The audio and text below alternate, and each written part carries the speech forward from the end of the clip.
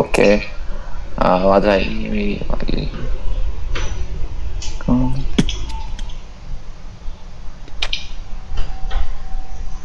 मेरी मेरी मेरी आवाज़ मेरी सही आवाज है? आ रही थी पहली?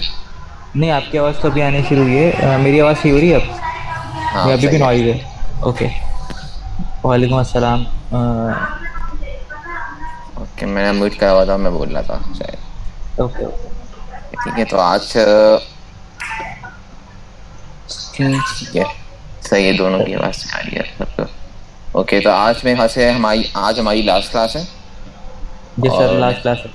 ठीक है, और क्विज की डेट क्या थी, जरा आप अनाउंस कर देंगे? 17। 17। ठीक है, और क्विज के टॉपिक 15, जो है? हाँ। 15 और 16 और 17 मार्च को थी। ठीक। और जो मेरे ख्याल से लास्ट क्विज से मेरे ख्याल से एक ही क्विज है ना इनका तो अभी तक। लास्ट क्विज रह गया एम्बेडेड का, ये लास्ट क्विज होगा। ठीक है, मतलब जो बाकी पढ़ा है वो पूरा याद है, सही है। बिल्कुल बिल्कुल। तो ये क्विज थोड़ा मुश्किल होगा वैसे, मैं जहाँ तक मुझे आइडिया है इसका। सबसे टफ मेरे ख्याल से यही वाला क्विज होगा। हाँ, अगर प्रैक्टिस नहीं होगी तो। हाँ, तो ये है कि थोड़ा कोड्स रीड करने होंगे इनको काफ़ी, और बुक भी रीड करना पड़ेगी। बाकी डेटा शीट से कोई डेटा नहीं आएगा, यानी कि कोई इन्फॉर्मेशन इस तरह की नहीं आएगी कि डेटा शीट से कुछ पूछ लेंगे। लेकिन उससे तीन चार जो रजिस्टर्स है ना, जो हमारे बुक के अंदर इस्तेमाल हुए हैं, उनकी वैल्यूज और उनके कुछ आ जाएंगे, सबके नहीं आएंगे। ऐसे अभी ये हमारा ये LSM 308 या LHC जो हम इस्तेमाल कर लेते हैं अभी, मैग्नेटोमीटर वाली, अच्छा। ये जो है इसका आ जाएगा। और मेरे ख्याल से स्टार्टिंग की जो हमने रजिस्टर्स करे थे LED वाले, किससे ऑन होता है किससे ऑफ होता है, ये सब चीज़ें। सर, एक काम करते हैं, स्टूडेंट से वोट करवा लेते हैं कि जो है, जो हमने इतना पढ़ा है उसी कॉन्सेप्ट को करें आगे, या लास्ट 16 चैप्टर है उसको पढ़ लें, क्योंकि उसके अंदर भी I2C है। हम्म। और लास्ट लास्ट चैप्टर में भी। हाँ, वोट करवा लेते हैं फिर। तो वोट कर लेते हैं, मतलब कौन कौन, मतलब चैट में विंडो में बताएं कि पुराना कॉन्सेप्ट आपने कोई रह गया उसके बारे में डिस्कस कर लें, या फिर हम चैप्टर नंबर 16 की तरफ चलें, क्योंकि उसमें भी I2C है, उसमें ज़्यादा कॉन्सेप्ट नहीं है। उसका तो मैं एक ही कोड है, वो कोड भी सिंपल सा है। यहाँ पे ये भी हाँ कर सकते हैं कि हम उस कोड को बस ये बच्चों को बोलें खुद ही समझाएं, हाँ। यानी कि ये भी इसी पे हाँ, हमारा। मैसेज करके बता दें सारे क्या करना चाहिए आज के दिन में, क्योंकि लास्ट क्लास है, थोड़ी सी अच्छी बनाते हैं। लास्ट कॉन्सेप्ट डिस्कस करते हैं।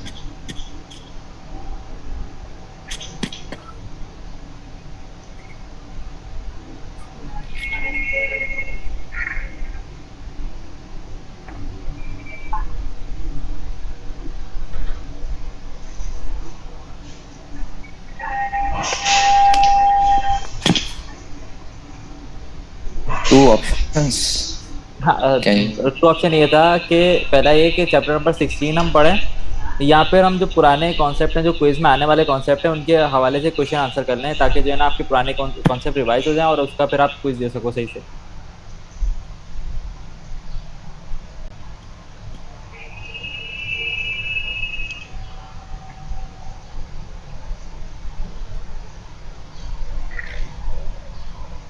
ये सब लास्ट टॉपिक में बोल रहे हैं, लास्ट टॉपिक में एग्जैक्टली क्या समझ में नहीं आता है, नहीं हम्म। पूरा लास्ट टॉपिक में कुछ भी समझ में नहीं आया था सर या फिर कुछ स्पेसिफिक। सर आज की क्लास को थोड़ा डस्टिंग करते हैं, माइक ओपन कर दें सबके, ताकि जो है ना माइक में बोल सकें, टू वे कन्वर्सेशन हो जाए तो अच्छा अच्छा हो जाएगा।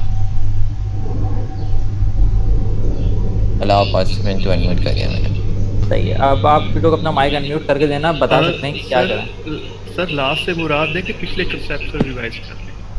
पिछले पिछले कॉन्सेप्ट को रिवाइज करते हैं। तो क्या कोई ऐसा जो आपको लगाओ कि इस कॉन्सेप्ट को रिवाइज करना चाहिए?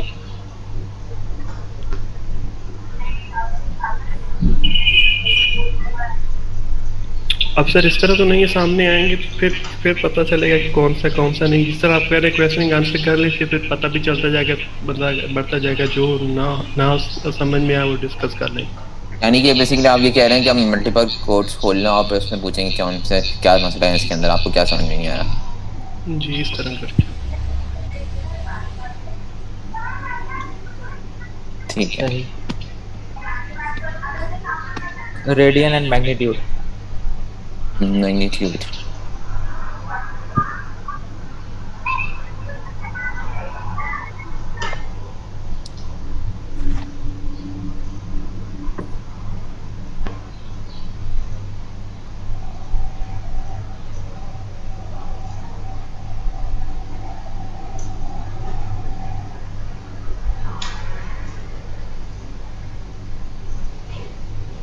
ये मैग्नीट्यूड जो था उसमें तो सिंपल हमारा जो मैग्नीट्यूड का फॉर्मूला होता है ना, क्योंकि ये वेक्टर क्वांटिटीज थी तो एक्स वाई जी से हमने कि ओवरऑल कंबाइंड मैग्नीट्यूड, तो ये वो फॉर्मूला लगाया था इसके अंदर और कुछ नहीं।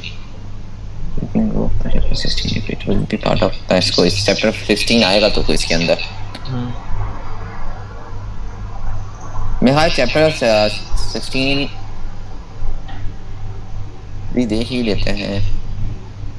सर चैप्टर नंबर 16 कर लेते हैं, फिर टाइम बचा तो फिर पुराने देख लेंगे, क्योंकि इसके अंदर ठीक इतना कॉन्सेप्ट नहीं है, आधे पौन घंटे का हो जाएगा।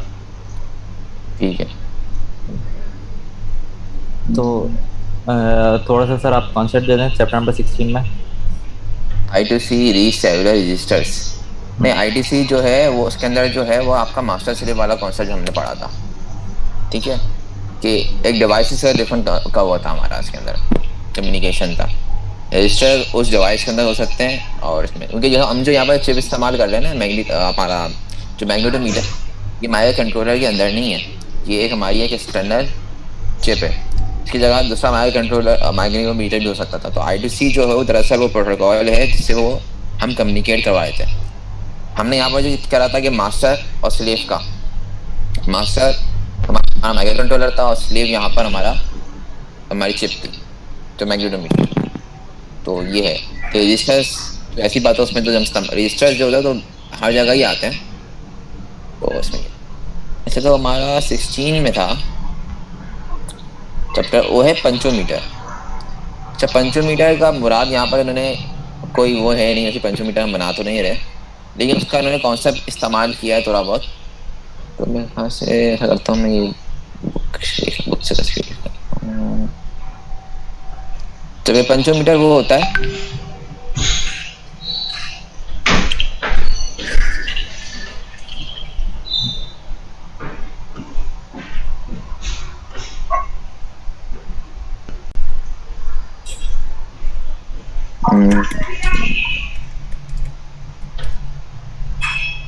ये जो हमारे जो होता है ना गेम्स खेल रहे होते हैं, बस ये होता है पंचोमीटर। तो यहाँ पर उन्होंने करा ये कि इस कॉन्सेप्ट को इस्तेमाल करने की इस तरह बनाने की कोशिश करी है। अच्छा, अब यहाँ पर हमारा जो मेजरमेंट होती है वो हम अगर आसान समझें, सिंपल सी हम नॉर्मल सेंस भी इस्तेमाल करें तो वो ये है क्या, एक्सेलरेशन इसकी। जितना तेज जाएगा उतनी इसकी स्ट्रेंथ होगी, ये उसकी उतनी स्ट्रेंथ ये हम कैलकुलेट कर देते हैं। तो जो स्ट्रेंथ की कैलकुलेशन है वो क्या होती है, एक्सेलरेशन से हम मालूम कर रहे होते हैं। तो यहाँ पर जो है, जो हमारी चिप थी ये वाली जिसमें हमें मैग्नेटोमीटर था, उसी चिप के अंदर हमारा एक्सेलेरोमीटर भी छुपा हुआ है, क्योंकि उस चिप के अंदर एक्सेलेरोमीटर है और कि यहाँ पर जैसे बोला था यहाँ इसी के अंदर, और ये भी I2C बस है। तो इसका जो कम्युनिकेशन होगा वो उसी तरह होगा जैसे कि हमने यहाँ पर इसका करा था। इसके अंदर भी मास्टर स्लेव कॉन्सेप्ट होगा इसके अंदर भी, और जो हम इस्तेमाल कर रहे हैं लाइब्रेरी वगैरह वो भी हमारी पुरानी वाली होगी, LSM था, बस उसके हमें फंक्शन जो है वो डिफरेंट होंगे। अच्छा, पंचोमीटर के लिए इसमें ना उस सिनेरियो का इस्तेमाल करते हैं, उसमें कुछ पॉइंट बनाए हुए हैं यहाँ पर इधर। अच्छा, एक और चीज़ ये है कि हमारा जो पंचोमीटर है एक्सेलरेशन है वो ये देगा जी के फॉर्म में। अच्छा, जी क्या है? ग्रेविटेशन एक्सेलरेशन, जो कि वैल्यू 9.8 या 10 इन पोलर रीजन, तो उसके फॉर्म में ही देगा। अगर हमारी चीज़ स्टेशनरी होगी, ठीक है, तो वो देगा इसको 0 x के ऊपर, y पे भी 0, और z पे जो है ना ये 1 पॉइंट समथिंग दे रहा होता है, यानी कि 1 g के बराबर दे रहा होता है। अच्छा, अब इधर जो 1 स्टेशनरी के ऊपर सब 0 होना चाहिए, लेकिन इधर जो उन्होंने बात इसमें जो हमारा इसमें है जो होता है चिप है, हमारा सेंसर है, वो इसको 1G इस सेंस में इसको रीड कर रहा है कि जो अर्थ की एक्सेलरेशन है वो 1G है, नेगेटिव 1G पे। और अगर हमारी डिवाइस स्टेशनरी है तो उसकी 1G है, तो उसकी स्टेशनरी, यानी कि जो एक्टिंग उसके ऊपर एक्सेलरेशन है वो -1G है। उसकी स्टेशनरी होने की वजह से उसको काउंटर कर रहा है, तो उसकी अपनी जो है 1G है, जिसकी वजह से ये स्टेशनरी पर है। तो इस तरह का मतलब ये थोड़ा सा एक फिजिक्स का कॉन्सेप्ट के ऊपर है, यानी कि फर्क नहीं पड़ता हमें, हम 0 को स्टेशनरी को 0 कहते हैं या 1G कहते हैं, लेकिन हम उसके अब यहाँ पर भाई इसलिए है कि कोई हमारा माइक्रो कंट्रोलर जब हम छोड़ेंगे फ्री बाकी में हम जी की फोर्स एक्ट कर रही होगी, तो इसके ऊपर जो वैल्यू आएगी Z एक्सिस के ऊपर 1G लिखेंगे,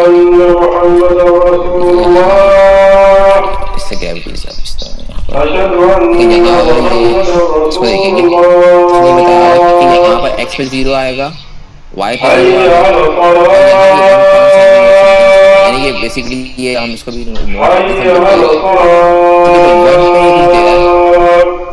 और 1 पे देने की सिर्फ इसकी बना दिया कि स्टेशनरी पे ये 1G होगा। अब इसकी होंगी इसके पास, ठीक है, हमारा दूसरी चिप जो कि 0 कह रही हो तीनों को, तो मैं उसको 0 के साथ हमारा माइक कंट्रोलर होगा, तो वहाँ पे जो वैल्यू होगी Z की वो होगी -3 पे, और ऊपर हम जब लेकर जा रहे होंगे इस स्मूथली, तो वो होगी ठीक है, अगर इक्वली ऑसिलोस्कोप लेकर जाए तो 0 होगी, आपको सॉरी G हो जाएगी, जो भी उसकी स्पीड होगी। तो इस सेंस के अंदर यहाँ पर 1G की वैल्यू है, तो ये इसके अंदर थोड़ा सी मेजरमेंट में फ़र्क आएगा कि x y 0 होंगे और z जो होगा उसको समझे आप 1 जो है वो 0 है, यानी जो भी वैल्यू आएगी वो उसको एक 1 उसमें बढ़कर आ रही होगी पॉजिटिव वाली वैल्यू में। तो ये एक क्वेश्चन है। जी बोलें सर, ये जो हम अब ये एक्सपेरिमेंट या पंचोमीटर वाला कर रहे हैं, इसके अंदर जो चिप है वो LSM303 DLH की है ना सर? हाँ, ये वाली है, मैग्नेटोमीटर वाली ही है। लेकिन सर मैंने अभी वो इश्यूज देखे हैं उसके ऊपर, गिटहब के ऊपर जो इश्यूज आए हुए हैं, इसके अंदर उन्होंने एक तो बुक का नया वर्जन रिलीज किया है, ठीक है, एक तो बुक नई है, ठीक है, उसमें चेंजेस हैं, और दूसरी बात यह है कि जी सर नहीं बोले दूसरी बात यह है कि आपकी जो नई बुक में जो चिप है ना सर, वो भी चेंज है। नहीं, मैं जो बुक इस्तेमाल कर रहा हूँ ना, ये वही बुक है जो डिस्कवरी वाली, तो ऑनलाइन बुक है, अपडेट हो जाती तो यहीं अपडेट हो जाती। इसके अलावा और भी बुकें हैं। अच्छा, बुकें हो सकता है वो आपके पास जो STM हो उसका वर्जन डिफरेंट हो, तो उसका जो वो LSM मॉडल है वो डिफरेंट हो। हाँ। मेरे ख्याल में शायद आपने मुझे व्हाट्सएप भी किया था और बात हुई थी इस बारे में ना। जी जी जी तो जी सर, मैंने किया था, लेकिन मेरे एक्सपेरिमेंट्स जो है सर आगे चल नहीं रहे हैं, मतलब मुझे तो समझ नहीं आ रही है, आप जो फर्क है ना आपका, आप जो है ये स्टैंडर्ड लाइब्रेरी जो इस्तेमाल कर रहे हैं ना बुक में, आप ये वाली इस्तेमाल नहीं कर सकते, फिर आपको पूरा वह तरीका फॉलो करना पड़ेगा जो हमने इनिशियली सिखाया था ना, कि आप उस वर्जन ऑफ आपका जो वर्जन है ना STM32 का F3 का जो आपके पास है, आप उसकी डेटा शीट में जाएंगे, कंप्लीट है क्योंकि आपकी अब जैसे आपने देखा था ये पूरा से F03 के आगे भी फर्क है हमारा ना, देखिए F03, तो आप उसमें वैसे जाना पड़ेगा, उसमें जाकर आपको देखना पड़ेगा कि एग्जैक्टली इसका एड्रेस क्या है, फिर आपको थोड़ा सा काम खुद करना पड़ेगा, वो लेकिन उसी ऑन अपनी लाइब्रेरी के अंदर मौजूद होगा। हाँ लेकिन सर हो मुझे सकता पता कैसे चलेगा कि ये मेरा वर्जन जो है ये कौन इससे सा है? ये तो आपने STM जब लिया लेकिन होगा जो तो मेरे उसके पास ऊपर जो लिखा इसकी होगा जो ना। अच्छा वैसे जो आप एलएसएम की उसका बात मेरे पास कर जो रहे हैं ना, कार्ड है मेरे ख्याल में शायद इन्होंने बुक अपडेट कर दी है जी जी इसके ऊपर ना, क्योंकि लास्ट टाइम जो बुक आपने दी थी उसमें चैप्टर नंबर कुछ मैंने देखे थे अपडेटेड थे, तो वो इसमें अपडेटेड नजर आ रहा है मुझे। हाँ ये बुक नहीं जी LSM3 हो सकता है, थोड़ा वर्जन कुछ और हो, और भी हैं कंट्रोलर तो नहीं क्या, लेकिन ये तो अभी वही वाली बुक मैं तो ऑनलाइन इस्तेमाल कर रहा हूँ बुक, इसको इसी वजह से कि ऑनलाइन अपडेट होती जाती है तो हम भी अपडेट होते जाते हैं। उसमें उसमें उन्होंने इशू में लिखा हुआ था कि ये बुक जो है ना ये रिप्लेस कर देंगे नई बुक के साथ। अब वो पता नहीं कब करेंगे, ये देखेंगे कब करेंगे। हाँ हो सकता है शायद कर दियो, शायद कर दियो, क्योंकि मुझे जो है वो एक दो चीजें मुझे अपडेटेड नजर आ रही हैं। हम्म, क्योंकि ये बुक जब हम खुद मैंने देखी थी बहुत पहले, तो जब भी ये चेंज ही थी ये हर दफ़ा चेंज होते रहती है, अपडेट होते रहती है, क्योंकि ओपन सोर्स बुक है तो ये चेंज हो जाती है। ठीक है सर। लेकिन अभी ये F03 जो हमारे हमारे पास है ना, ये उसके हिसाब से बना हुआ है, तो उसमें तो ये वही अभी तक LSM30 DLH ऐसी है, लेकिन अगर आपका इसके अलावा कुछ और है फिर आपको फिर इस रेफरेंस मैनुअल में जाकर देखना पड़ेगा कि हाँ वो कहाँ पर है, वो उसका आप जो एड्रेस बुक क्या की पर बात है। कर रहे हैं ना, ये अपडेट कर दी इन्होंने। तो मतलब ये इन्होंने आपका अपडेट भी कर दी और वर्जन, लाइब्रेरी, लेकिन आपका STM का हाँ वर्जन इन्होंने, थोड़ा डिफरेंट है। हाँ लाइब्रेरी भी तो इन्होंने अपडेट कर दी है और बुक भी अपडेट कर दी है, लास्ट से जो आपने मुझे शेयर की थी ना शौकत, जी जी जी। ये वही बुक आ गई है अब, अच्छा ये अब वही बुक है ये सर अभी वही जो बुक हम आ गई खोल। है। अच्छा लेकिन उसमें चिप तो वही लिखी हुई है पुराने वाली, ये IT ठीक लिखी है LSM3 DLS, लेकिन जो नई चिप बुक है चाहिए उसके लेकिन अंदर हाँ चिप का इन्होंने, नाम ही चेंज है हाँ सर। इन्होंने देखिए ना काफी सारा अपडेट कर दिया इसमें इन्होंने जो है ना वो चैप्टर नंबर 5 में भी आप अगर जाएंगे तो उसमें इन्होंने जो है ना वो एलईडी ऑन के साथ ओके लिख दिया, ओके इस मीन के जो है ना वो काम कर रही है या नहीं कर रही है, या कोई एरर है तो वो रिटर्न करेगी। अच्छा ठीक है हाँ सर। पैनिक भी मेरे ख्याल में शायद उन्होंने चेंज करा है, कैट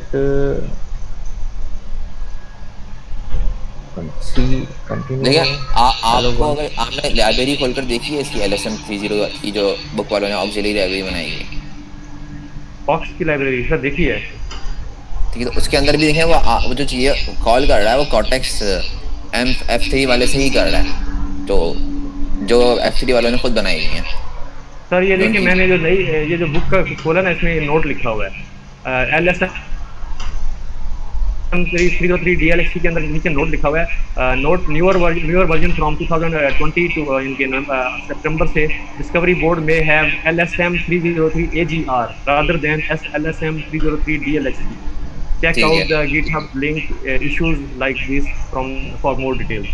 उसके अंदर वो बता रहे हैं कि ये चिप चेंज कर दी गई है, नई चिप है।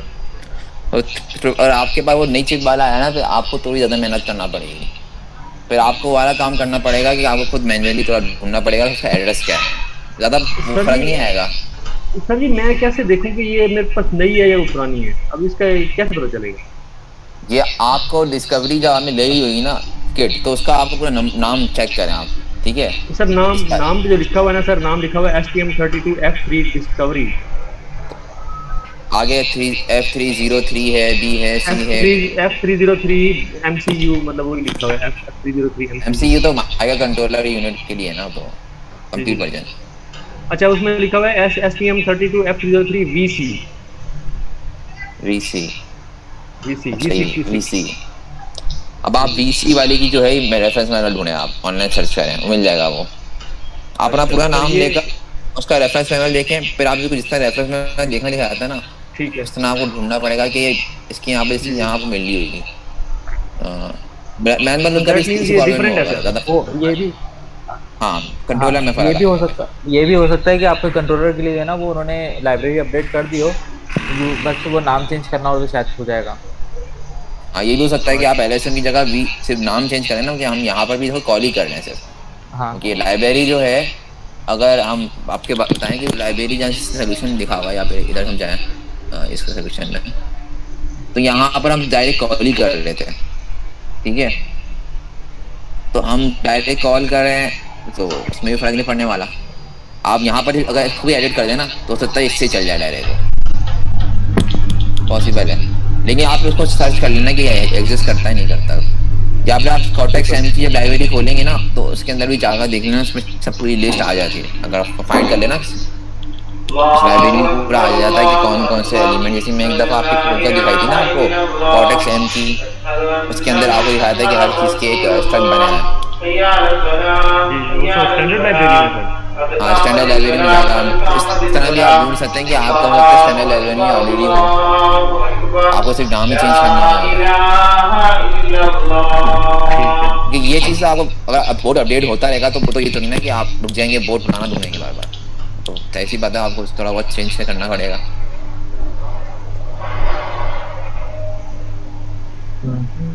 ठीक है। ठीक है सर, ठीक है अभी। सही है, आगे बढ़ते हैं। ओके, तो ये तो हमने यहाँ पर, तो ये समझ में आ गया आपको सबको ना मेरे ख्याल से। ये तो सिंपल तरीका था कि ग्रेविटी की मेजरमेंट क्या है। अच्छा, ऐसा करते हैं, इसको डायरेक्ट कोड खोल लें आप पर जमीन। डायरेक्ट कोड खोल, चले मैं डायरेक्ट कोड खोल लेता आप हूँ। डायरेक्ट कोड खोल लें, मैं अपनी स्क्रीन शेयर कर देता हूँ। Okay,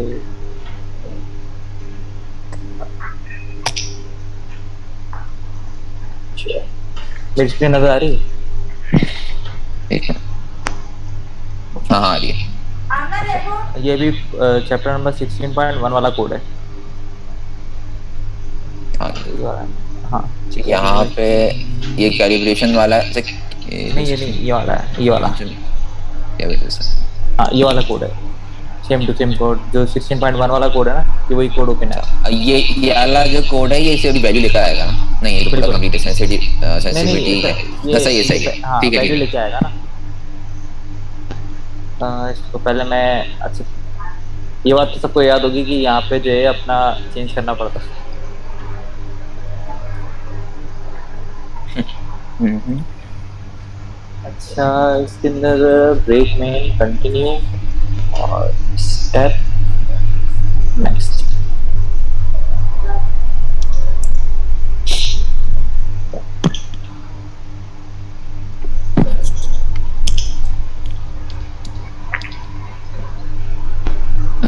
done.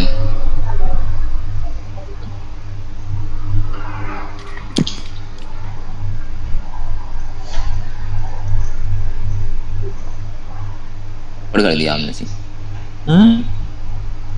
नहीं सही है। ये फिर हल्टेड हो गया। हाँ। और हल्टेड क्यों हुआ?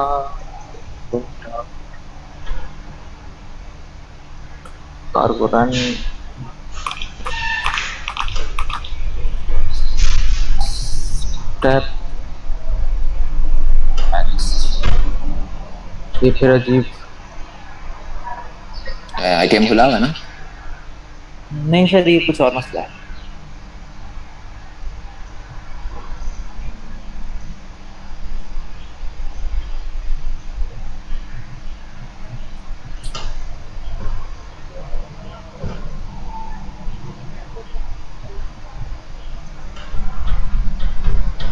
सीरियल मॉडल पे इसके 6.0 है।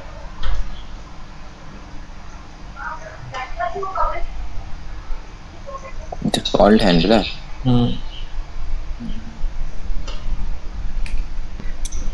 ये क्या, ये तो अजीब एरर दे रहा है।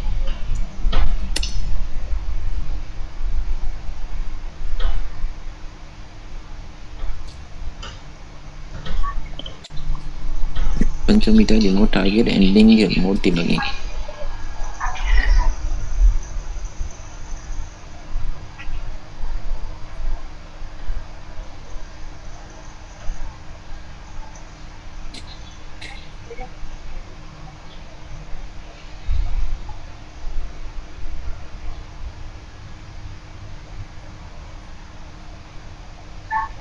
ओपन ओसीडी की विंडोज में क्या आ रहा है दिखाओ। नहीं वो तो सही है सर, लेकिन ये जो है ना एक्चुअल में मसला ये आ रहा है कि ये वो वापस जो है ना, वो जो एक डिले में फंस रहा था ना, जब हम वो चला रहे थे आपका विजार्ड, उसमें गुजार। एक लूप में फंस जाता था। तो वही हाँ वही उसी लूप में जाके फंस रहा है ये। सही, तो ये रिलीज में चलेगा। मैंने ट्राई तो किया है।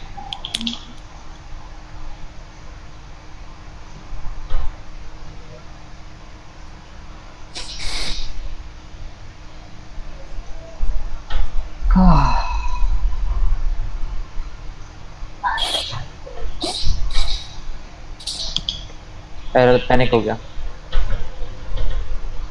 पैनिक है, कॉल रिजल्ट और अनरैप ऑन एरर वैल्यू। अच्छा लाइब्रेरी में वही इशू दिखा रहा है। पैनिक कर गया।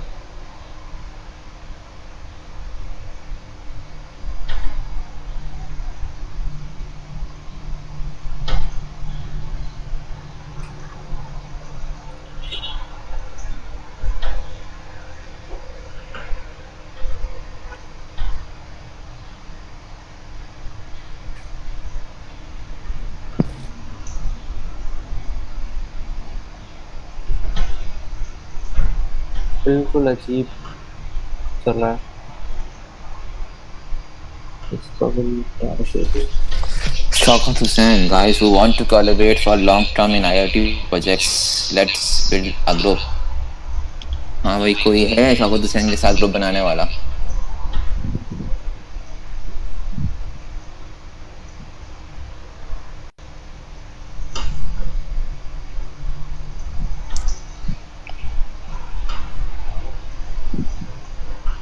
सही, अच्छी बात। ग्रुप बना के फायदा हो जाता है, लेकिन ग्रुप में लाइक माइंडेड बंदा होना तो ज्यादा मजा आता है। हम्म, what is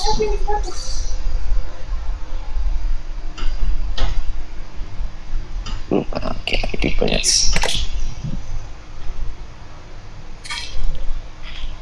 SMRT माइक्रो, ये अभी हमने चलाया था ना? सॉरी, ये चलाया कोड था नहीं सर, ये? ये तो लास्ट क्लास में रन किया था तो हो गया था। आज रन नहीं हो रहा। मैं ग्रुप बनना शुरू हो गया माशाल्लाह लास्ट से। क्लास वाला देखता हूँ मैं, I2C। ये हमने मेन डिस्कवरी उससे बाहर निकाला हुआ है। नहीं नहीं, चलो, उसी के अंदर है।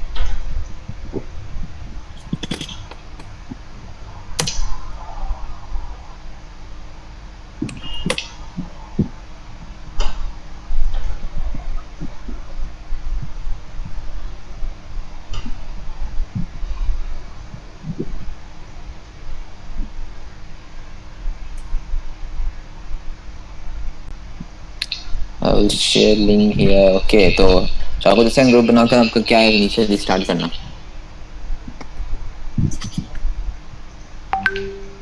सर जी, ग्रुप बनाने का मकसद ये है कि पहले तो आपस ये ले में ग्रुप स्टडी करें। Group sir study video. करके उसके बाद जो है ये वैल्यू आनी शुरू हो गई है यहाँ पर।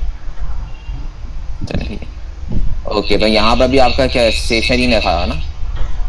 बल्कि नहीं, तो ये ऑलमोस्ट देखें, मैं एक मिनट रुका, मैंने चेंज करा था, आपको दिखा सेंसिटिविटी, देता हूँ सब। हाँ सेंसिटिविटी। ये देखें, ये मैं इसको हिला रहा हूँ तो Z की वैल्यू दिखेगा, लास्ट थर्ड वाली ना, वो चेंज हो रही होगी।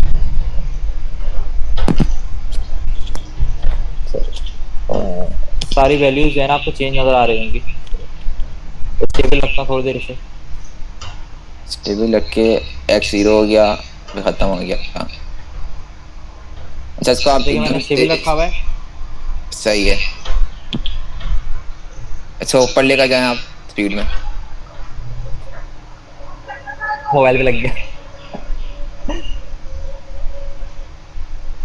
चेंज हो गया। ये माइनस में ठीक है। तो जैसे हम नीचे स्पीड में आएंगे तो देखो 0 से करीब आ रही है ये वैल्यू, और जब ऊपर जा रही है तो और 0 से एग्जैक्टली इसलिए नहीं आ रही कि ये HM को इस तरह फ्री फॉल छोड़ नहीं सकते वो वो ट्राई करने वाली चीज सही नहीं है।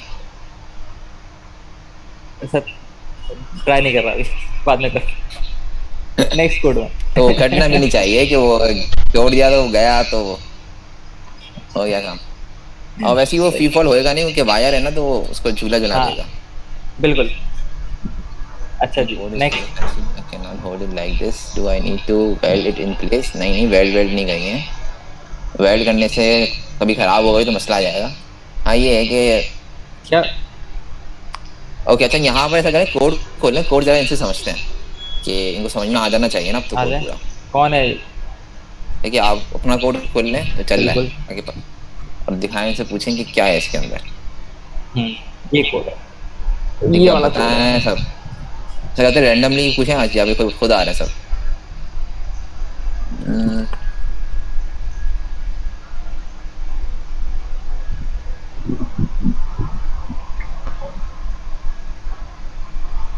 सर 2-3 स्टूडेंट का नाम मैं नाम लूंगा, उनके अलावा एक अबीरुल हक है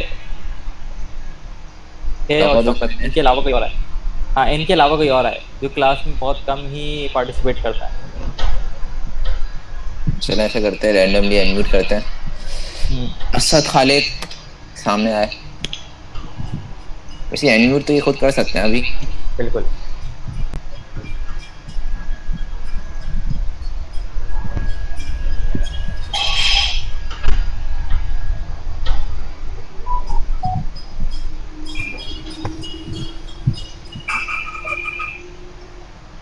यार आप लोगों का क्लास है, कोई तो आया आगे। कोई भी खोल ले, माइक खोल कर एकदम बोलना शुरू कर दे तो मसला नहीं है। माइक सब खोल सकते हैं ना अभी तो। जी सर, इसमें मैं बोलूँ सर? आप बोलेंगे फिर बाकी स्टूडेंट चलो थोड़ा थोड़ा मैं सबर कर लें, वेट थोड़ा कर सबर। लेता हूँ। थोड़ा सा रुक जाए, थोड़ा सा वेट कर लें, कोई और आ जाए।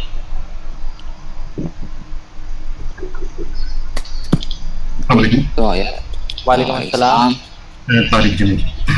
जी जी अच्छा, ये मैं रीडिंग्स के बारे में थोड़ा सा कहना चाहता हूँ। जी जी बेसिकली ये तो आपकी जब हॉरिजॉन्टल प्लेन पे आप जाते हैं तो आपकी जो ग्रेविटेशनल पुल है वो जी एक्सिस पे है। तो दैट्स की स्टैंडर्ड 9.8। जी सही है। अर्थ की रोटेशन है, अगर तो आपका बिल्कुल ईस्ट और साउथ की तरफ आपका अलाइंड है तो एक एक्सिस बिल्कुल जीरो होगा और एक एक्सिस जो है उसमें जो अर्थ की रोटेशन है उसका एक वेक्टर आ रहा होगा। सही और है। अगर बिल्कुल अलाइंड नहीं है तो दोनों एक्स और वाई एक्सिस के ऊपर डिस्ट्रीब्यूट होगा अकॉर्डिंग टू द एंगल। ठीक है। So that is why I think this reading is coming. हाँ यही है। अगर आप सर्जनी आप बुक खोलें, बुक में भी यही लिखा होगा उसमें ना कि एक्स के अलोंग जो है वो एक्स साउथ के अलोंग जो पिक्चर है ना इसके अंदर।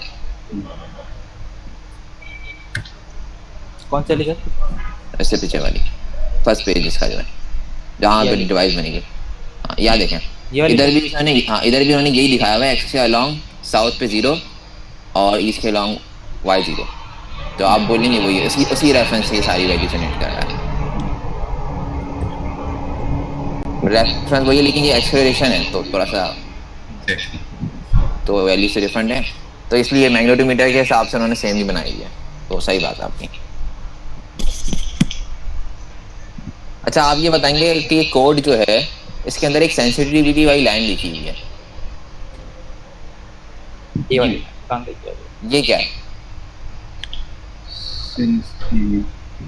इसके ऊपर भी देंगे LSM, यहाँ पे लिखी हुई सेंसिटिविटी वाली लाइन। सर ये वाली जैसे ही कोई इसमें सर मूवमेंट में चेंज आएगा ना सर, मूवमेंट में जो भी चेंज आएगा, मिसाल है एक्स एक्सिस के लॉन्ग या जेड के लॉन्ग या वाई के लॉन्ग, तो वो उसको सेंस कर लेगा और वो उसकी सेंसिटिविटी को जो है ना अनरैप जब करेंगे हमारे पास फिर उसकी 3 वैल्यूज़ आ जाएंगी एक्स वाई जेड की। तो उसमें जो है मिसाल के तौर पे अगर हम एक एरोप्लेन की अगर हम मिसाल लें, अगर वो सिर्फ यानी कि हॉरिजॉन्टल डायरेक्शन में जा रहा है, ठीक है, और मुड़ नहीं रहा, तो उसमें जो है हमारे पास एक एक्सिस की वैल्यू आएगी और मतलब एक तो जेड एक्सिस की वैल्यू आएगी और एक हमारे पास जो है ना एक्स की आएगी, वाई की नहीं आएगी। ठीक है, क्योंकि अगर अगर जब तक उसने अपनी मोशन को लेफ्ट या राइट नहीं किया उस वक्त तक उसकी जो ग्रेविटेशनल जो आपकी जो एक्सेलरेशन है वो उस डायरेक्शन में नहीं आएगी, उसमें आपकी मतलब एक किस्म की जीरो शो करेगा। ठीक है, तो ठीक। मेरी अंडरस्टैंडिंग ये है सर। अभी आप ये या जी बोले, आप जी बोले तारिक साहब बोला। सेंसिटिविटी बेसिकली आपका जो एक्सीलरोमीटर है उसकी एक मिनिमम जो उसकी मेजरेबल वैल्यू होती है। सो इसको अगर हम देखें तो ये बिट शिफ्ट कर रहे हैं तकरीबन 14 वैल्यूज से। सो इसका मतलब कि डिवाइजर जो है बहुत बड़ा है। So it is going to end up in a very small value of function sensitivity. So it means कि जो मिनिमम वैल्यू जो एक एक्सेलरोमीटर मेजर कर सकते हैं, this is the measure of the sensitivity, यानी कि least least measurable value, something least like count कह लें आप, जैसे हम दैट। एग्जैक्टली यही सेंसिटिविटी, यानी कितना सेंसिटिव मेजरमेंट कर सकता है। अच्छा, बाकी इसने यहाँ पर क्या सेंसिटिविटी इस लाइन के ऊपर G12 सेट किया हुआ है, तो इसका मतलब इसमें ये है कि -12 से +12 तक की जो वैल्यू हैं ये उनको मेजर कर सकता है। ये इसकी सेंसिटिविटी की रेंज ने बना दी है, यानी जब उसने कॉल करा ना इसको एक्सेलरेशन के ऊपर।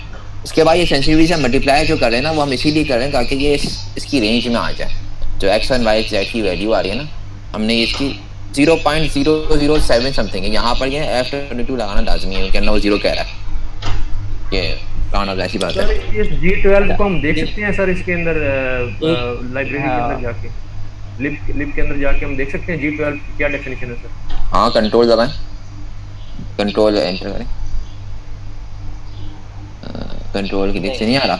नहीं मेरे पास से नहीं आ रहा। अच्छा, वो यहाँ से लाइब्रेरी नहीं हुई तो मेरे पास होता है लाइब्रेरी यार। हाँ मेरे पास नहीं है।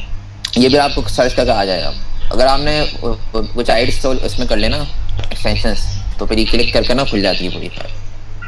नहीं मेरे ख्याल में से लोड नहीं हुई, मेरे पास है तो सही। मैं हाँ आता था पहले, हाँ मैंने पता खोला नहीं शायद, हाँ शायद लोड नहीं हुई। चेक कर लें। बस एनालाइजर वो नहीं इंस्टॉल नहीं है।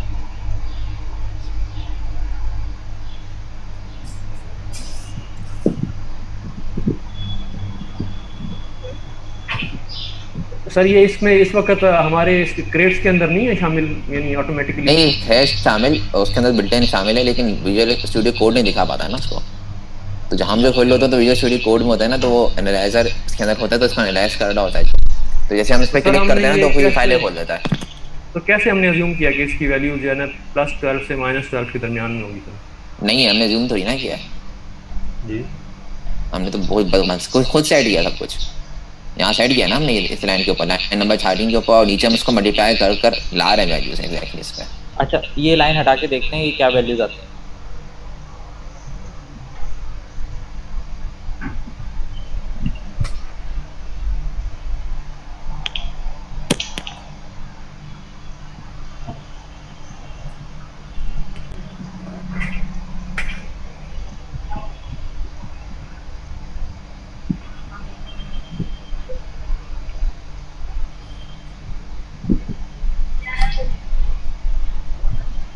ये देखें, ये देखें अब वैल्यू किस पे आ रही है, 128 -128 1280। ठीक है, हमने खुद इसको 12 जी और हमारा +12 जी और -12 जी पे सेट किया है इसको, और उसको सेंसिटिविटी से मल्टीप्लाई करके हम खुद वैल्यूज चेंज में ला, ताकि वो इजीली अंडरस्टैंडेबल हो। सर हमने ये 3 लाइन रिमूव किए, इसकी रिजल्ट चेंज हो गया, दिखाइएगा सर वो कोड। ये हमने 3 लाइन टाइप करी, हम ये नीचे तो डायरेक्ट आ रहा है ना ठीक है नहीं इधर अगर मैं इसको ये आई सिस्टम कर दीजिए ना इसको, फिर F32 वैल्यू से कन्वर्ट करा हुआ और मल्टीप्लाई भी किया हुआ ना सेंसिटिविटी। पहले कन्वर्ट करके मल्टीप्लाई किया, क्योंकि सेंसिटिविटी जो है वो F32 पर है, क्योंकि सेंसिटिविटी की जो वैल्यू है ना वो इतनी छोटी है कि अगर 16 में जाएंगे तो मेरे ख्याल से वो शायद आई ना, तो वो 0 ही आ गया। रेंज ही नहीं है। तो फिर ये रहा इसके अंदर, ये रहा ये 3 रेंज है। LSB की रेंज है, G1 है, G2 है, आगे लिखा हुआ है और 2 से 2 है, 4 से 4, 8G से 8G, ठीक है, ये सब दिखा देंगे आपको। सही। इसमें यहाँ पर ये देखें, ये भी चीज़ लिखी हुई है, क्लोन और कॉपी ट्रेड है, सब आप देख सकते हैं यहाँ पे, ज़्यादा समझ में आ रही है। अच्छा, इस पे यहाँ पर इसी के अंदर आप देखें सेंसिटिविटी का इम्प्लीमेंट भी हुआ है जो हम इस्तेमाल कर रहे हैं यहाँ पर। सेंसिटिविटी यूज है, ठीक है। तो इसके हमने रेंज खुद सेट की है। अभी हमने क्या किया है, सिर्फ रेंज सेट करके हमने इसको जी की फॉर्म में इसको वैल्यूज लेकर आ रहे हैं, जो कि रेंज इतनी है हमारी 12 जी और इसके ऊपर। इससे ये होगा कि हमारा एक्सपेरिमेंट हमने अपने साथ वो एक अंडरस्टैंडेबल फॉर्म में आ जाएगा। तो अब ये जो वैल्यू आ रही है 64 1 - 128, ये हमारे अंडरस्टैंडेबल फॉर्म में नहीं, तो ये एक फ़र्क इसके अंदर आया, ठीक है। तो मेरे ख्याल से ये कोड अब क्लियर है अपने पास। हाँ, फिर कौन अपना एचटीएम फ्री फॉल पे चलाना चाहता है?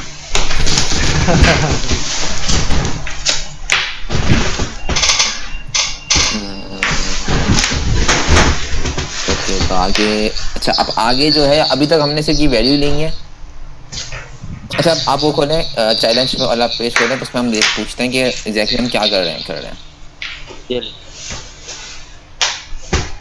अच्छा, यहाँ पर अगर हम इसको देखें, इसने बोला कि क्या है, by default the app is not observing the acceleration of the board. By default वो एक्सेलरेशन नहीं करेगा जब तक एक एक्स की स्पेसिफिक एक्सेलरेशन नहीं है। ये वही वाली चीज़ है, जब हम 5 मीटर जब खेलते हैं, अगर हम उसको हल्का सा हिलाएं तो कोई रीडिंग नहीं देगा, वो एक सर्टेन पॉइंट के बाद वो मेजर करेगा। तो ये वाली बात है। When a significant x acceleration is detected, that is the acceleration goes above the some threshold, यानी हम एक थ्रेशोल्ड सेट करेंगे, the app should start a new measurement, वहाँ से भी मेजरमेंट स्टार्ट होगी। During the measurement interval, the app should keep track of maximum acceleration, तो उस पूरे इसके ऊपर मैक्सिमम का ट्रैक रखेगा और मैक्सिमम एक्सेलरेशन को नोट करेगा। एक टाइम पीरियड होगा हमारे पास, शायद हम 1 सेकेंड सेट कर लें और 2 सेकेंड सेट करें, जो हमारे हिसाब से। Interval the app must report, अब इंटरवल के बाद उसको रिपोर्ट करें, यानी कि एक इसमें होगा कि एक टाइमलाइन तक मेजरमेंट होगी एक थ्रेशोल्ड के बाद। अच्छा, अब मैं आपसे ये पूछता हूँ कि आप ये बताएं कोई भी कि किस तरह का कोड होगा। अगर पुराना वाला कोड खोल लें तो उसमें क्या चेंजिंग करेंगे, आप कोई आइडिया दें इस तरह।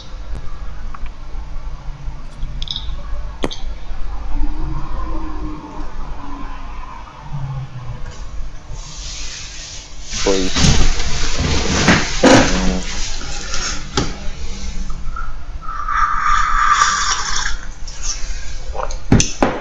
ये सर सेंसिंग जो रेंज है, सेंसिंग रेंज को हम चेंज कर देंगे, और जैसे -12 आप चेंज कर दिया, लेकिन उससे हमें फ़ायदा क्या होगा, क्यों आप बोल रहे हैं सेंसिंग? उससे फ़ायदा ये होगा कि अगर इससे जब तक इस एक्सेलरेशन से ऊपर नहीं जाएगा तो उस वक्त तक हमें रिपोर्ट नहीं करेगा।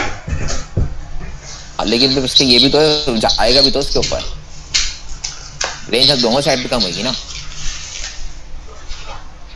अगर आप बोलें कि हमने बोला कि 1G से ऊपर जाए तो वो मेजर करे, तो रेंज दोनों साइड पे कम हो जाएगी ना, हम तो उससे एक्स्ट्रा वाला भी नहीं कर सकते। बेसिकली एक इंटरवल को पूरा मेजर करना है, सिंपल सा तरीका है। हम एक वैल्यू सेट कर लेंगे, सेव कर लेंगे, उससे कंपेयर करेंगे, जैसे उससे ग्रेटर देन होगा वो मेजरमेंट स्टार्ट कर देगा। ठीक, अब उसका हमें जो मेजरमेंट किसके बेस पे करेंगे, हम क्या चीज़ होगी, इंटरवल हमें 1 सेकंड का रखना, तो उसमें क्या मेजरमेंट होनी चाहिए दरमियान में। सर अगर इसको हम जो इसका हेडिंग है इस सब्जेक्ट का, टॉपिक का, कि पंचोमीटर, जो गेम का पंचोमीटर है, बेसिकली उसके अगर सिर्फ आपने एक हल्का सा पंच किया तो उसको पंच कंसीडर नहीं, मेरे एक थ्रेशोल्ड होना चाहिए, जिस तरह मुक्का मारा गया है ना, उसकी एक वैल्यू हम मिनिमम थ्रेशोल्ड करेंगे, और कितनी जोर से मुक्का लगा है उसको हमने मेजर करना है बेसिकली, जो मैक्सिमम उस मुक्के के दौरान में कितना एक्सेलरेशन डेवलप हुआ। सही है, तो थ्रेशोल्ड के बाद वो मेजर करेगा। सर इसमें मैं थोड़ी सी एक और चीज़ ऐड कर दूं। मैंने एक जगह पे इस तरह का एक गेम खेली थी, तो उसमें 5 था या 4 थी, तो उसके अंदर एज ग्रुप का भी बना हुआ था कि भाई इस ग्रुप एज ग्रुप के यहाँ से यहाँ तक जो है उसकी इतनी स्ट्रेंथ होगी, यानी कि यहाँ से यहाँ तक जो है इतनी स्ट्रेंथ होगी, यहाँ से यहाँ तक। लेकिन फिर भी मिनिमम तो कोई ना कोई होगी ना, बच्चे की भी कुछ ना कुछ थ्रेशोल्ड सेट किया हुआ है ना, कि थ्रेशोल्ड के बाद ही जाके वो वैल्यू जनरेट होगी, उससे पहले नहीं होगी। तो सर अभी मिसाल के तौर पे हमने ये जो लेट एक्स और let X Y Y Z तीन चीज़ें हैं ना सर, इसके अंदर मिसाल के तौर पे जो हमारे पास पंचोमीटर लगा हुआ है, अब बंदा उसको मारता है तो लाजिम बात है वो नीचे या ऊपर को नहीं, वो आपको यानी कि जब पंच मारते हैं तो हॉरिजॉन्टल डायरेक्शन में फोर्स जाती है। तो दैट मीन्स हमने जो है एक्स एक्सिस के ऊपर वो जो है ना हमने सेंसिटिविटी जो है ना वो सेट करनी है कि मिसाल के तौर पे when x is greater than मतलब 2G, 0.5 then ji, it is 0.5 5G, ji it is a punch of 2G तो adult। बहुत बड़ा हो जाएगा ना, 2G तो मैक्सिमम शायद जा रहा होगा कभी। तो मतलब अगर पाँच से बड़ा हो जाए तो ये एडल्ट का पंच है, अगर दो के करीब हो तो ये जो है बच्चे का पंच है, यानी इस तरीके से। तो तो एक्स आप और मैक्सिमम वाई। वैल्यू बता रहे हैं ना, तो जी आप जी। मैक्सिमम वैल्यू बता रहे हैं ना। हम बोल रहे हैं कि इनिशियल वैल्यू है, तो इनिशियल वैल्यू में आपको क्या चीज़ रिकॉर्ड करनी चाहिए कि इनिशियल वैल्यू होगी 0.5 है, मतलब ये है कि एक है टच होना, एक होता है पंच। पंच की हमने एक वैल्यू सेट कर दी कि भाई 0.5 मतलब है पंच, 0.5 से पावरफुल पंच होता है।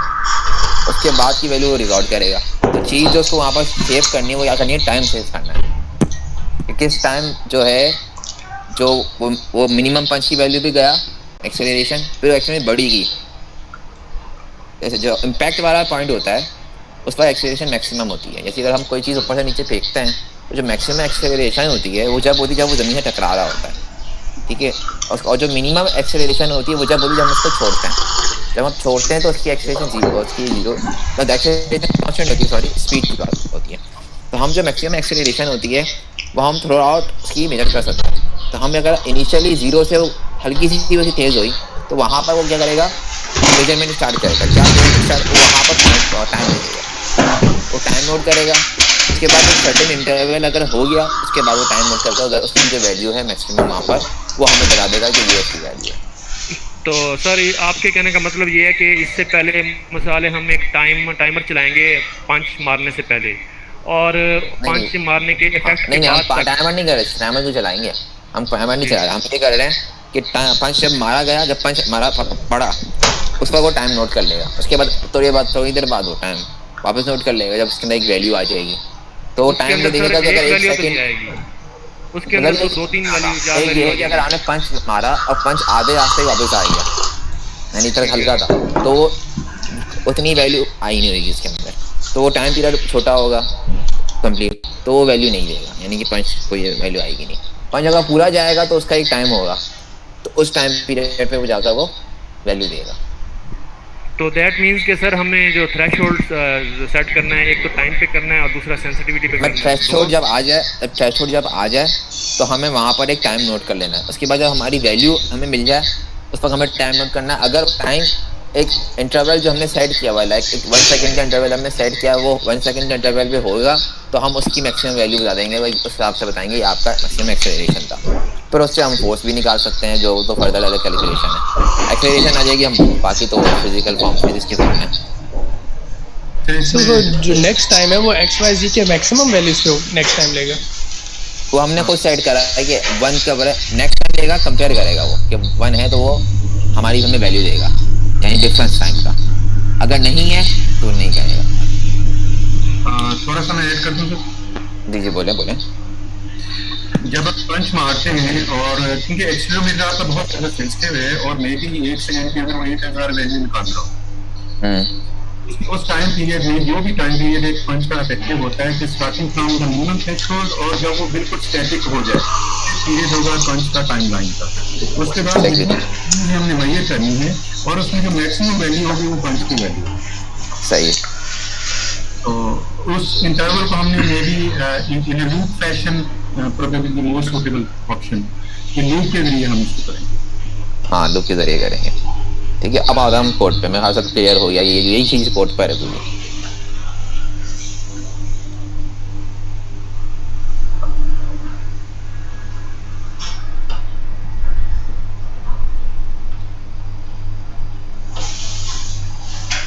दे लें अब कोई ऐसा जो स्पोर्ट को समझा सके।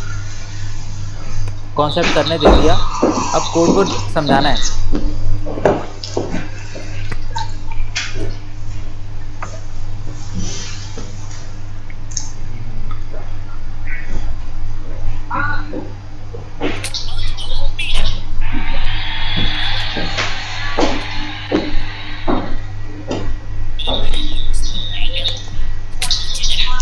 कोई है?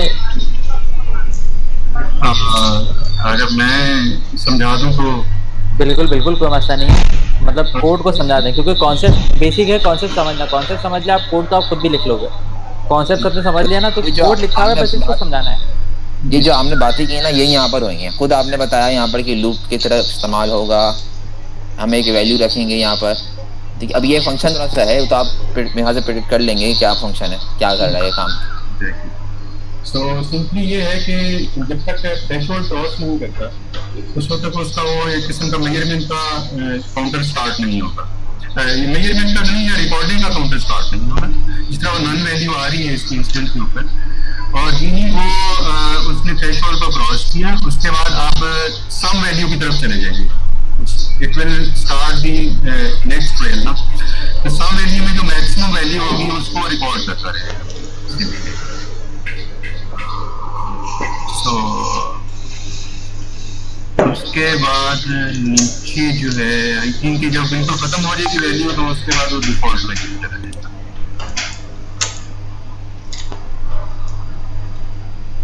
बिल्कुल, मतलब ये वही जिस तरह आपने बताया ना कि ये थ्रेशोल्ड इसका जो इसके जो दिए हुए थ्रेशोल्ड से बढ़ेगा, तो ये अपनी वैल्यू मतलब टाइमर स्टार्ट कर देगा और वैल्यू को कैच करना शुरू कर देगा, और जब वो थ्रेशोल्ड से कम हो जाएगा तो फिर वो वहाँ पे बता देगा कि इसके मैक्सिमम थ्रेशोल्ड ये है, और उसकी फिर वैल्यू को रीसेट कर देगा।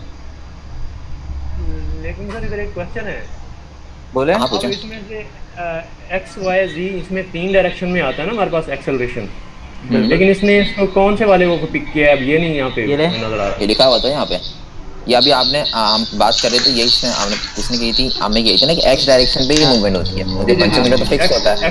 5 मिनट फिक्स होता है, एक्स डायरेक्शन में ही जो चेंज आएगी वही तो होगी। हमने बिल्कुल एक्स ठीक है, इसलिए एक्स ही देखा फिर हमने यहाँ पर। यहाँ देखें, बिल्कुल सही है। यहाँ पर इसने ना असल में करा ये कि जी एक्स कह दिया इसको डायरेक्टली ना, एक पूरे फॉर्मेट में एक्सेलरेशन हाँ, में हाँ, एक साथ मतलब बना दिया। हाँ, इसने सिर्फ एक वैल्यू रिटर्न की ना, एक्स की वैल्यू, यहाँ पे देखें डॉट एक्स लिख दिया। वो सेम चीज़ अगर यहाँ पे देखेंगे ना, तो यहाँ पे ये एक्स वाई जी ये तीनों अलग अलग वैल्यू को वो कर रहा था, क्या कहते हैं इसे, पहले टपल में सेव करवा रहा था, फिर उसको हाँ, मैनुअली कर रहा था। हाँ, उसमें से भी इसने एक वैल्यू अलग से निकाल दी कि ये मुझे सिर्फ एक्स चाहिए इसमें। उसके बाद उसने फिर इसका थ्रेशोल्ड सेट किया, चेक किया, ग्रेटर देन है तो फिर इसने बताया स्टार्ट हो गया है। फिर जी एक्स ने मैक्सिमम सेट कर दिया। अच्छा, इंस्टेंट के बाद इसने यहाँ पर ये इंस्टेंट इसने ऐसी नाम खुद बनाया फिर। अच्छा, ये मोनो टाइमर जो है डॉट नाउ, मोनो टाइमर इसके यहाँ टाइमर का एक बनाया फंक्शन है जो कि इसकी बिल्डिंग टाइमर के हिसाब से चल रहा है। नाउ जो है वो इंस्टेंट का मतलब क्या है कि उस इंस्टेंट की वैल्यू सेव कर देता है। ठीक है, उसके बाद ये वैल्यू सेव हो गई, मैक्सिमम जी आ गया, हमारे पास सेव हो गया। अब हमारे स्टार्टिंग टाइम मिल गया। उसके बाद हमने जो एक और कंडीशन रखी थी वो क्या थी कि मेजर टाइम जो है वो कितना होना चाहिए। हमने बोला कि 1 सेकेंड हो, 2 सेकेंड हो, जो भी हम रखेंगे। हमने यहाँ पर रखा हुआ है इधर मेजर टाइम की 1 सेकेंड यहाँ रखा हुआ है, फ्रीक्वेंसी सही देखें तो 1 सेकेंड टिक के ऊपर।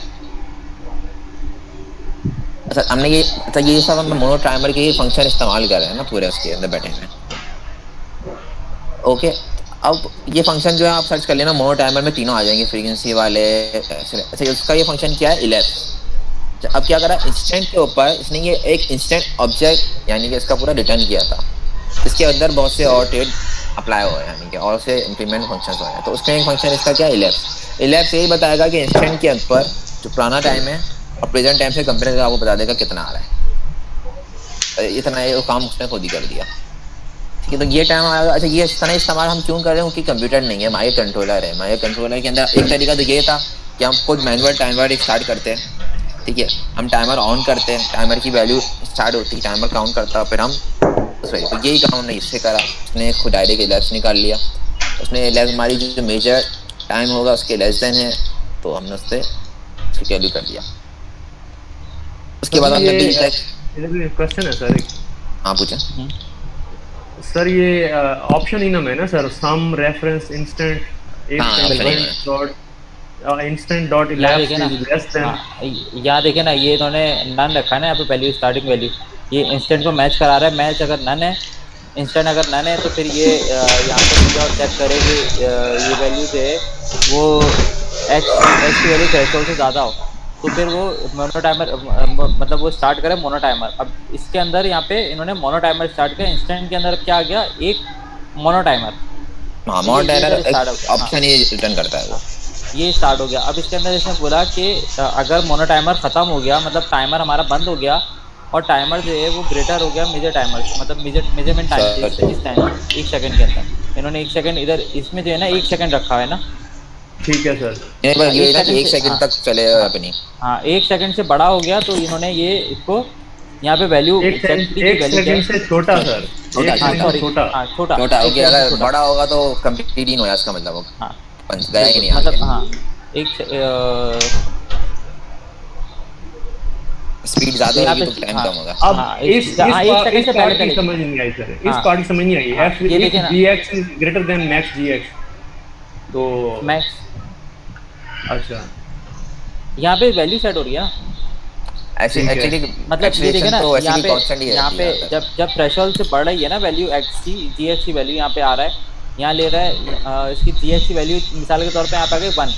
अब इसने चेक करा कि 1 थ्रेशोल्ड जो है ना, अगर 0.5 है अगर वैल्यू 1 आ गई तो इसने मोनोटाइमर स्टार्ट कर दिया। अब इसके अंदर मैक्स जी के अंदर, इसके अंदर जो जीरो वैल्यू थी इसके अंदर जी एक्स की वैल्यू 1 इसने सेव कर दी।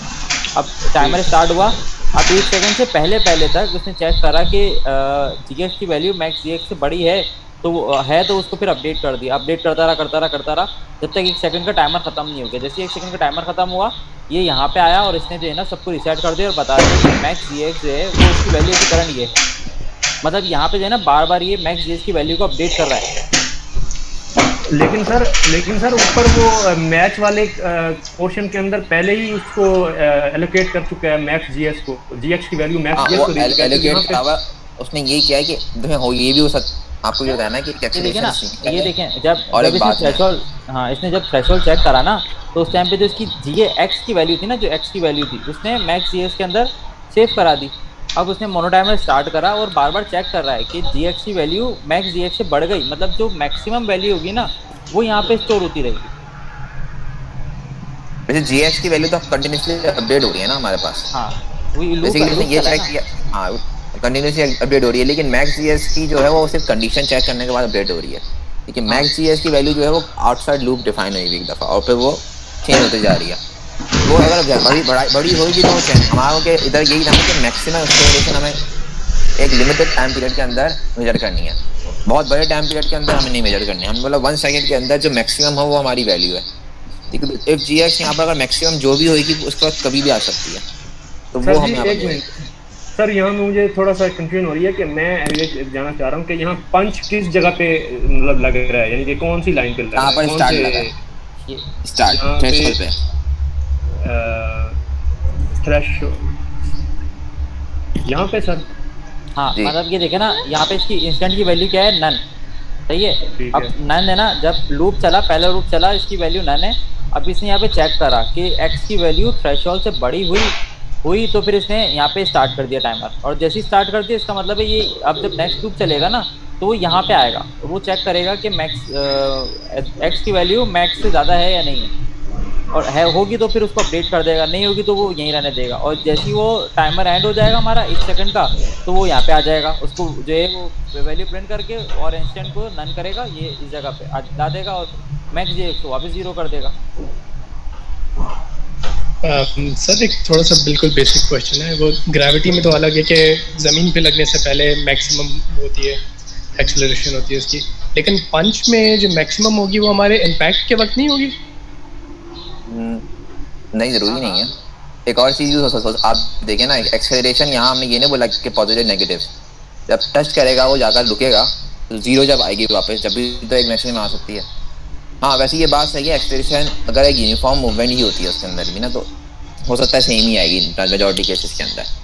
मैक्सिमम जो इनिशियल है वो एंड वाली सेम ही आ रही होगी, तो ग्रेविटी में भी इन सेम। केस वो मैक्सिमम उठाएगा, बिल्कुल।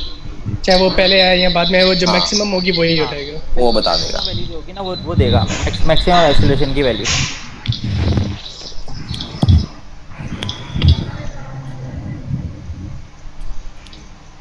फिनिक्स हुआ 8 आई। अभी किसी का कोई क्वेश्चन या कोड रन करके देखें फिर क्वेश्चन होंगे। कोड रन करते हैं सर। ठीक है।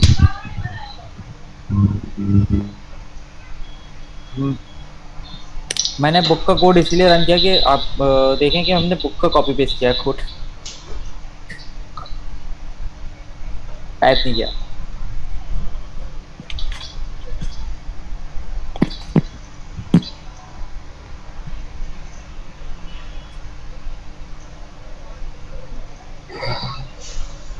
चेक करते हैं। अरे वाह, अभी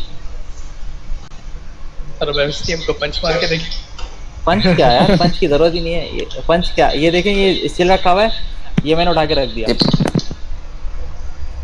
ये देखो, अगेन करूं? 3.656। हाँ, ये स्टिल रखा हुआ है 4। अभी कुछ भी स्टार्ट नहीं आया। अभी क्या नहीं, 4 पे खत्म हो गया। अगेन देख लेते हैं। अच्छा, आप ऐसा करें, इसको बिल्कुल स्लोली स्लोली रिमूव करें।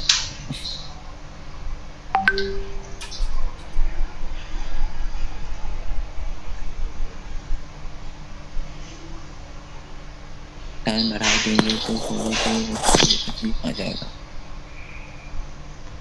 देखें मैं बिल्कुल स्लो जा रहा हूँ तो कुछ भी नहीं आ रहा।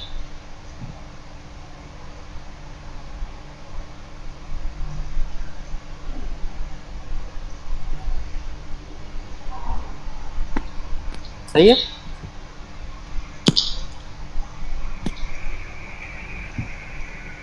मेरे ख्याल से कोड क्लियर लग रहा है मुझे तो। अच्छा idea, let's work on it.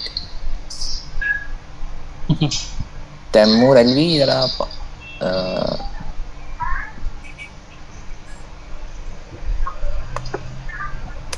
और किसी का भी क्वेश्चन?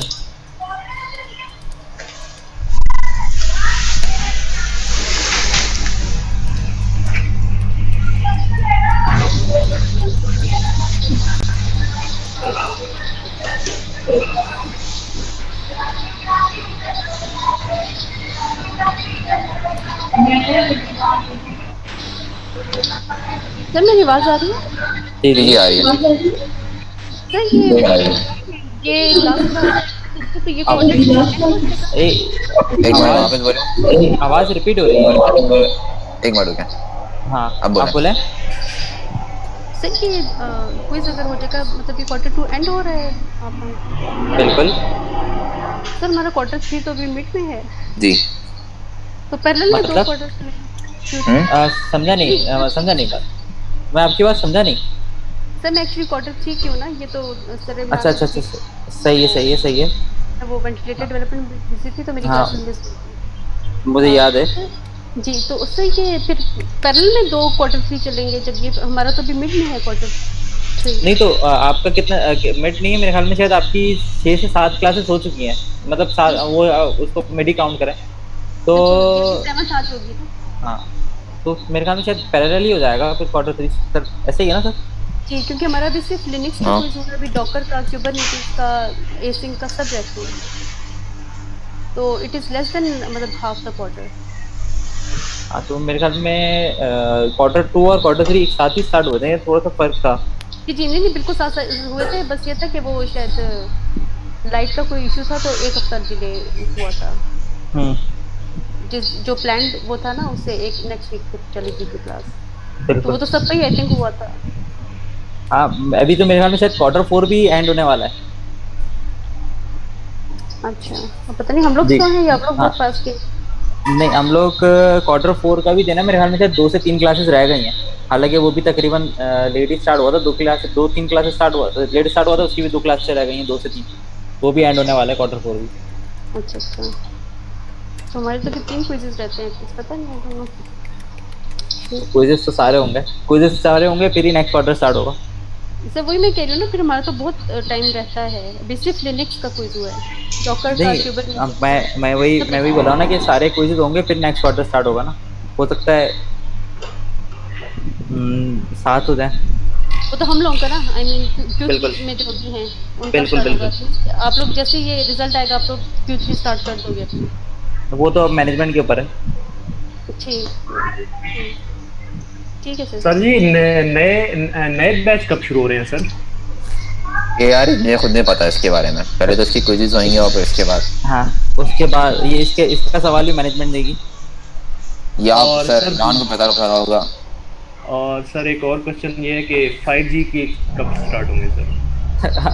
मैनेजमेंट देगी आंसर। सही सर दिया से पूछा। सर दिया का नंबर तो होगा ना आपके पास, आपको मैसेज कर देंगे 5G का शुरू होगी। वैसे 5G लेनी है आपको? सर वैसे मैं असल में मैं खुद 5G कोर नेटवर्क पे काम करता हूँ, तो मैं प्लानिंग वगैरह करता हूँ इसकी 5G की। आप चाइना में? जी जी, मैं चाइना में और अफ्रीकन रीजन में, मतलब मेरी पोस्टिंग वगैरह अफ्रीकन रीजन में है। ओके सही है। मतलब तो फिर आप यहाँ से 4G में सीखेंगे, आपको सिखाना चाहिए 4G। 5G sir 5G। हाँ सॉरी 5G मैं 4G तो सर मार्केटिंग में हूँ, टेक्निकली इतना साउंड नहीं हूँ, लेकिन मार्केटिंग में यानी कि उसके सोल्यूशन वगैरह जो है वर्कशॉप्स वगैरह कंडक्ट करते हैं सर। ठीक है। वैसे आपको सवाल है, आप तो दुनिया घूमेंगे, आप IoT को कहाँ देखते हैं अगले 5-6 सालों में? सर IoT तो चाइना में जो हमने देखा है, तो चाइना में तो बहुत ज़्यादा यूज़ हो रही है IoT। आपको सर कुछ मैं इसका थोड़ा सा ओवरव्यू दूँ तो चाइना के अंदर जो है इस वक्त अब तो खैर हर जगह यूरोप में चल रही बाइक्स जो हैं अवेलेबल हैं, ठीक है। वो आपकी बाइक्स खड़ी हुई हैं, आप जाएं और आप अपना स्कैन करें, कोड को अनलॉक करें, बाइक ले जाएं और आपका जो है वहाँ से काउंट शुरू हो जाता है टाइमर। उसके बाद आप कहीं भी उस बाइक को खड़ा कर दें, लॉक कर दें, आपका काउंटर बंद हो जाता है और आपके पैसे ऑटोमेटिकली कट जाते हैं, यानी कि 5-10 रुपए आपने अगर भी ये चीज़ तो पाकिस्तान में भी एक जगह पे आई हुई है, ये इस्लामाबाद में ना यूनिवर्सिटी के अंदर नस के अंदर हुई है। साइकिल है वहाँ पर लेकिन बाइक की जगह। इसके अलावा सर जो सारी की सारी जो बसेस का सिस्टम है, सारा ट्रांसपोर्टेशन का सिस्टम है, वो सारा IoT के ऊपर है। आप अगर मिसाल के तौर पे किसी बस स्टेशन पे खड़े हुए हैं या आप अपने ऑफिस में बैठे हैं, तो मैं आप आधे घंटे बाद जो आप जाना चाह रहे हैं, तो आप देखते हैं कि कौन सी बस आ रही है, मिसाल है 10-15 स्टेशन पीछे है, तो आप उसको देख लेते हैं कि वो बस फलानी जगह पे पहुंची हुई है, तो आप नोट कर लेते हैं और आप ठीक देखते रहते हैं कि बस कहाँ पहुंची है, मतलब रियल टाइम। मेरे ख्याल से एक वो भी अच्छा सिस्टम है चाइना के अंदर, जो उनकी कैमरास का सिस्टम है, वो भी IoT के अंदर आता है काफी, कि वो बहुत क्रिमिनल भागता है तो हार जगह उसको बहुत जल्दी ट्रैक करता है कंप्यूटर ऑटोमेटिकली, सारे कैमरास वो भी सर IoT का है। और बहुत सारी एप्लीकेशन मैंने देखी है वहाँ पे।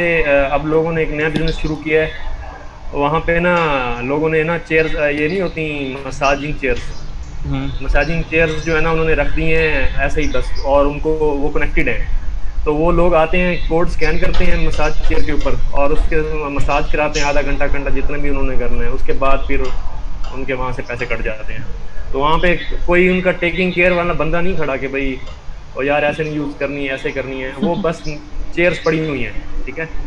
तो वो लोग आते हैं, मसाज कराते हैं चेयर पे बैठ के।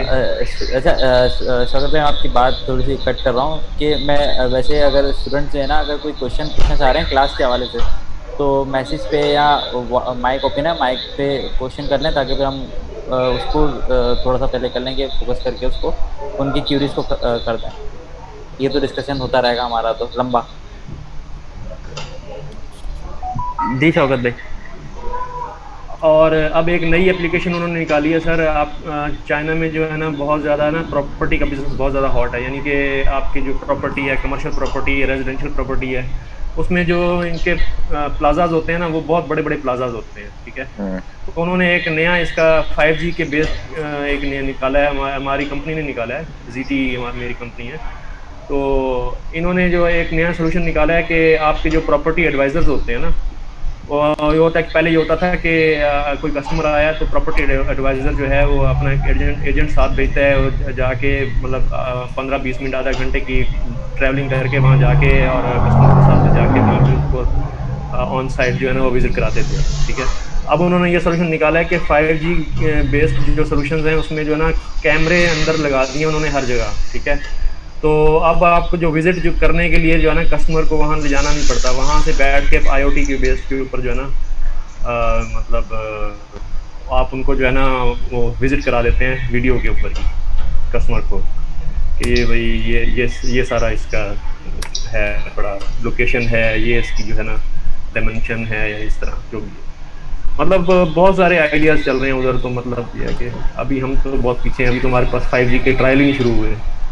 नहीं, ट्रायल तो हो चुके हैं, मतलब वैसे नहीं, जैज़ मेरे ख्याल में शायद जैज़ ने भी ट्राई किया था, जोंग ने भी ट्राई किया था, लेकिन वो मतलब पब्लिक के लिए नहीं, अपने ही ऑफिस के अंदर उन्होंने ट्राई किया था, एक छोटी सी एरिया के अंदर। हाँ, जोंग ने कंट्रोल, हाँ नहीं सर, जैज़ ने भी किया था इस्लामाबाद, मेरे ख्याल में शायद मुल्तान में या इस्लामाबाद में किया था। और मैंने उसकी वीडियो देखी थी, कोई यूट्यूबर था, उसने वहाँ पे देना जाके पूरा ये टेस्टिंग वगैरह की थी। तो अराउंड 1.5 GB 1.9 GB देना उसकी वो स्पीड आ रही थी। अच्छा sir, being a developer sir, 5G के अंदर सर मेरा क्या रोल होगा being a developer? Being a developer, सवाल अच्छा है आपका। क्योंकि हम उसमें मैं कुछ आइडिया देता हूँ आपको ना। इसमें ये होता है कि आपने एज कंप्यूटिंग का नाम सुना है? हमारे यहाँ पे हमारे जीटी के अंदर जो है ना मोबाइल एज कंप्यूटिंग का जो है ना कॉन्सेप्ट हमने वो बनाया हुआ सोल्यूशन। मोबाइल एज कंप्यूटिंग में ये होता है कि आपकी जो क्लाउड कंप्यूटिंग होती है ना, वो आपकी सेंट्रलाइज नहीं होती, यानी कि जाके कहीं आपके क्लाउड के ऊपर कहीं इंटरनेट पे आपकी जो एक कंप्यूटिंग की डिवाइस है ना, जैसे रास्पबेरी पाई डिवाइस है, ठीक है, उसके अंदर आपके ना आर्टिफिशियल इंटेलिजेंस के जो है ना एल्गोरिदम चल रहे होंगे, ठीक है। आपकी जो एज डिवाइस है वो, ये मिसाल के तौर पे आपका ये यही STM32, तो आपने उसको जो है STM32 के ऊपर प्रोग्रामिंग करके आपने उसको जो है रिजल्ट जो है एज डिवाइस पे भेजना है, ठीक है। एज डिवाइस में आपके पास ऑलरेडी जो है ना AI के जो है ना वो आपके एल्गोरिदम चल रहे होंगे, ठीक है। तो डिसीजन जो डिसीजन होगा ना, जो आपकी डिसीजन पावर होगी, वो सारी की सारी डिसेंट्रलाइज्ड हो जाएगी, यानी कि सेंट्रलाइज नहीं होगी, यानी कि एक जगह क्लाउड पे कहीं पर पड़ी हुई। तो इससे जो क्या होगा कि एफिशिएंसी बढ़ती है और आपकी जो है ना क्विक डिसीजन होता है, ठीक है, रियल टाइम विदाउट डिलेज, ठीक है, क्योंकि आपकी जो उन जगहों डिवाइस है वहाँ वो पर लेटेंसी ज़्यादा होती है, आइसोलेटेड जगह पे काम, तो वहाँ ये डिवाइसेस काफ़ी ज़्यादा काम किए हैं। अच्छा सर, ये जो आप बात कर रहे हैं, ये तो IoT की कोर के अंदर ये तो काम आता है, क्योंकि हम IoT के अंदर बेसिक यही कर रहे होते हैं मोस्टली। जब भी हमारा स्टार्टअप है, थोड़ा सा आगे चल के हम एज की तरफ भी जाएंगे, तो ये तो फिर IoT की फिर एक तरह का बनता है, कोर बनती है। वापस बोलेगा? मैं ये कह रहा हूँ कि आपकी आवाज़ तो आई है। मैंने सर ये कह रहा हूँ कि जो बात आप बता रहे हैं ना, तो सर ये तो हम सारा काम IoT के अंदर करते हैं, तो ये तो एक तरह की IoT की फील्ड है। मतलब 5G तो हम ये 5G I guess networking side की फील्ड है, उसके अंदर अभी जो मैंने सुना था लास्ट, मुझे कंफर्म नहीं है, शायद हो सकता है मैं गलत हूँ, कि अभी जो सिस्को है, सिस्को ने जो है ना 4-5 ब्रांचेस या पता नहीं 6-7 ब्रांचेस है उसकी, उसने मर्ज करके जो है ना वो पूरी नेटवर्किंग को सॉफ्टवेयर बेस्ड नेटवर्किंग के ऊपर कन्वर्ट कर रहे हैं, पाइथन के ऊपर ना। तो सॉफ्टवेयर डिफाइंड नेटवर्किंग पे जा रहा है ये सारा कॉन्सेप्ट। तो ये 5G का कोर्स मेरे ख्याल में शायद उसी डायरेक्शन में था जो सर्जिया लॉन्च कर रहे थे, आई गेस। मैं वही बोल रहा हूँ, मुझे कंफर्म नहीं है ये बात, मैं जो मुझे डिफरेंट सोर्सेज से पता चली मैंने वो। सर ने ये भी बोला था कि यार हमें ना दोनों लोग डेवलपर एक साइड पे भी चाहिए, दूसरी साइड पे हमें जो नेटवर्क इंजीनियर है वो भी दोनों चाहिए, क्योंकि दोनों मिल के जो काम करेंगे तब ये कोर्स पूरा होगा। इस तरह का कुछ कहा था सर ने। बिल्कुल। हाँ, तो नेटवर्किंग तो है ना 5G मेन चीज में। हाँ मतलब 5G तो है, पूरा प्योर नेटवर्क है ना, लेकिन मैंने जैसे बताया ना सॉफ्टवेयर डिफाइंड नेटवर्किंग है वो। अच्छा, ये सर जो अभी काम कर रहे हैं किसी कंपनी के अंदर, मैं क्वेश्चन करना चाहता हूँ कि जो 5G है इनके बैकबोन पे क्या सिर्फ और सिर्फ जो होता है इनके बैक पे जो है वो सिर्फ फाइबर ऑप्टिक्स चलती है, या कोई और भी हमारे पास ऐसा मीडियम है जिसके थ्रू हम जो पर गीगाबाइट्स जो है हम डाटा सेंड कर सकते हैं 5G के अंदर, कि सिर्फ इसके अंदर बैक पे जो है सिर्फ फाइबर ऑप्टिक्स ही यूज़ होती है, जैसे कि हमारे बाकी नेटवर्क यूज़ करते हैं बैक पे? फाइबर ऑप्टिक्स तो अभी भी इस्तेमाल होती है। नहीं बशर, आपकी जो आवाज़ एक तो ब्रेक हो रही है सर। मैं ये कह रहा हूँ कि मैं ये क्वेश्चन मेरा ये है कि देखिए, जब बैक पे जो होता है ये मोस्टली हमारी सारी कंपनी ये फाइबर ऑप्टिक्स से यूज़ करते हैं, तो 5G के अंदर भी फाइबर ऑप्टिक्स की बैक पे यूज़ होगी, या इससे कोई एडवांस कोई चीज़ या कोई और हो जाए? अच्छा देखिए, मैं भी इसके अंदर मैं शायद ये कि अभी तक जो टेक्नोलॉजी है ना वो अभी फाइबर पे ही चल रही है, तो शायद हो सकता है 5G भी फाइबर पे ही है, सही है ना? सर अच्छा, इसमें होता है कि जो आपका कोर होता है ना, कोर यानी हाँ। कि कोर साइड पे है ना, वो ये फाइबर पे यानी कि आपके यानी कनेक्टिविटी के लिए जो है ना, साइड टू साइड हाँ। कनेक्टिविटी, हाँ। ठीक है, या आपकी जो है मतलब मुख्तलिफ कोर साइड पे जो है ना, यानी कि आपके कोर जो आपकी इंटरनेट है उसके ऊपर आप लाजमी बात है फाइबर से कनेक्ट होते हैं, जैसे सीनीवी केबल है, ठीक है। अब बिल्कुल। हर ऑपरेटर जो है उससे कुछ ना कुछ जाके कनेक्टिविटी लेता है जाके, ठीक है। तो जो आपकी जो वैसे जो कनेक्टिविटी है बिटवीन द साइट्स, वो भी फाइबर के थ्रू हो जाती है, ठीक है, साइड टू साइड, या आपकी जो आपके टावर्स होते हैं साइड टू साइड, उसकी भी कनेक्टिविटी फाइबर पे हो रही होती है। लेकिन अब जो असल में वायरलेस जो बेसिकली जो कॉन्सेप्ट है 5G का, वो है वायरलेस पे जो है ना बेस करता है, वायरलेस एक्सेस, ठीक है। तो आपके जो 5G के अंदर जो वायरलेस एक्सेस है, ये है सब मेन चीज़, ठीक है। तो यानी कि मूवमेंट, बेसिकली मूवमेंट जो है ना, ये मेन चीज़ है कि आपके सेंसर जो है ना, वो low power sensor, low power जो डिवाइसेस हैं, अगर आप उनको एक दो वोल्ट का जो छोटा सा सेल लगा दें, वो कई महीनों तक चल रहे हैं, ठीक है। बेसिकली जो स्पीड होती है ना यहाँ पर जो बात हो रही है, आपका जो टावर होता है उसके नीचे होता तो फाइबर ऑप्टिक ही है। तो टावर से हमारा कम्युनिकेशन है ना, उसका जो फ्रीक्वेंसी बैंड है हमारा, उसका मसला आता है, ठीक है। तो अब वहाँ पर जो 5G है ना, उसके अंदर फ्रीक्वेंसी बैंड जो है वो हाई कर देते हैं। लेकिन आप फ्रीक्वेंसी बैंड हाई करना इज नॉट एन इशू, लेकिन मसला ये होता है उसका पावर इशू आता है, ठीक है। अगर आपने कभी फिजिक्स पढ़ी हो तो हाई फ्रीक्वेंसी की हाई एनर्जी, बिल्कुल बिल्कुल बिल्कुल ऐसे ऐसे ही। अल्ट्रा वायलेट जैसी कि हाई फ्रीक्वेंसी बैंड रखती हैं, तो वो हाई एनर्जी रखती हैं। अच्छा, अब इसके अंदर एक और चीज़ ये भी है, हेल्थ इशू भी आ सकता है। लेकिन अब क्या होता है, जो हमारा मोबाइल होता है ना, उसका ये मैं नाम भूल गया हूँ कि 1 कर SNR पता नहीं क्या एक वैल्यू होती है, उससे कम रेडिएशन आपको रखना होती है। नहीं नॉइज रेशो ही नहीं, मैं ऐसा नहीं बोला, कुछ और होता है, वो रेडिएशन होता है, कर होता है कि मोबाइल की रेडिएशन होती है कि वो वैल्यू उसकी 1 से लेस देन 1 होनी चाहिए, मैं नाम भूल रहा हूँ उसका। तो उससे लेस देन 1 होगी तो ह्यूमन हेल्थ को नुकसानदेह नहीं देगी। अगर हम डायरेक्ट उसको हाई फ्रिक्वेंसी उठाकर दे दें तो वो स्पीड देगा, लेकिन क्या होगा, वो ह्यूमन हेल्थ को नुकसान देगा। दूसरा ये है कि वो सारी पावर ही ख़त्म कर देगा। तो यहाँ जो चैलेंज है वो उसकी पावर एफिशिएंसी रखनी है, और वो ये इतना खतरनाक भी नहीं रखना है कि वो ह्यूमन को कैंसर कर दे। यानी बेसिक जो रेफरेंस होता है ना, वो हमारी होती है सूरज की रेडिएशन की, जो क्योंकि ह्यूमन बीइंग नेचुरली सूरज की रेडिएशन को बर्दाश्त करती है, वो भी लिमिटेड टाइम के लिए, उसको भी नहीं, तो उससे कम हम रखते हैं अपने मोबाइल की। अब इसमें ये होता है, जो लो क्वालिटी मोबाइल ऐसे होते हैं जिनकी ज़्यादा होती है उनसे, ऐसे भी होते हैं, और पाकिस्तान में वो चल रहे होते हैं because of no check in balance, और बहुत से जो अच्छे मोबाइल होते हैं उनमें नहीं आती हैं। तो ये चैलेंज होता है कि अनम्यूट कर सकते हैं। हैंड रेज हुआ है दिया शेख का, अनम्यूट कर सकते हैं अपने आप को। अच्छा सर, लास्ट इसी के अंदर मेरा इसी के अंदर एक और लास्ट मेरा क्वेश्चन इसके अंदर एक रह गया है। वो क्वेश्चन ये है कि sir how many job produce by 5G, क्योंकि देखिए नेटवर्क एक दफ़ा बनता है, बिल्ट होता है, उसके बाद चंद ही लोग होते हैं जिससे उसे मेंटेन करते हैं। तो ये कितनी मतलब इसके है, क्या नाम है इसका, हमारे एक मार्केट के 5G से फ़ायदा ये है, 5G से जो फ़ायदा है ना वो ये है कि स्पीड मिल जाएगी हमें ज़्यादा, ठीक है, कनेक्टिविटी ज़्यादा हो जाएगी। अच्छा, इससे फ़ायदा होगा डायरेक्टली। तो हाँ, इसको क्वेश्चन चेंज करते हैं, हाउ 5G जो है ना IoT को जो है किस तरह इम्प्रूव कर सकता है, ये कर लेते हैं क्वेश्चन, ताकि IoT की क्लास भी बरकरार रहे। एग्जैक्टली ये सही है। थोड़ा सा मैं इनको दूंगा। इसमें आपको पता है कि 5G के अंदर जो सपोर्ट है आपकी लो पावर सपोर्ट है, ठीक है। आप एक छोटे से सेंसर को जो है ना आप थोड़ी सी वोल्टेज दें और वो ना 6 महीने साल उसको जो है ना आपको वोल्टेज यानी कि बैटरी चेंज करने की ज़रूरत नहीं पड़ेगी। और इसके अंदर जो है ना पर किलोमीटर जो है यानी कि मिलियंस ऑफ सेंसर जो है ना पर स्क्वायर किलोमीटर, वो आप अकोमोडेट कर सकते हैं 5G के एरेना में, ठीक है। 5G के अंदर जो है आपके जो सेंसर डेंसिटी है ना वो बहुत ह्यूज है, ठीक है।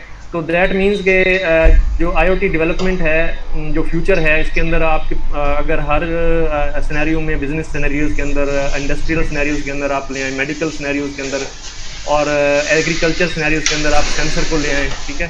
तो आप देखेंगे कि जो सेंसर डेंसिटी है ना वो बहुत ह्यूज है 5G के अंदर, ठीक है। तो इसके लिए जो है आप लाजमी बात है IoT as a IT developer जो है, मतलब आपके अगर आप 1 मिलियन सेंसर अगर आपके 1 स्क्वायर किलोमीटर के अंदर आ रहे हैं, तो दैट मीन्स आपके पास बहुत बड़ी अपॉर्चुनिटी है उस हिसाब से कि आप जो है डेवलपमेंट कर सकते हैं IoT एप्लीकेशंस और उनको आप मार्केट कर सकते हैं। नहीं वो बात आपकी सर ठीक है। मैं ये क्वेश्चन करना चाहता था कि एक बंदा जो है 5G एक्सपर्ट बनता है, तो जो 5G है वो कितनी जॉब जो है पाकिस्तान के अंदर या किसी भी कंट्री के अंदर प्रोड्यूस करेगा, मेरा ये क्वेश्चन था।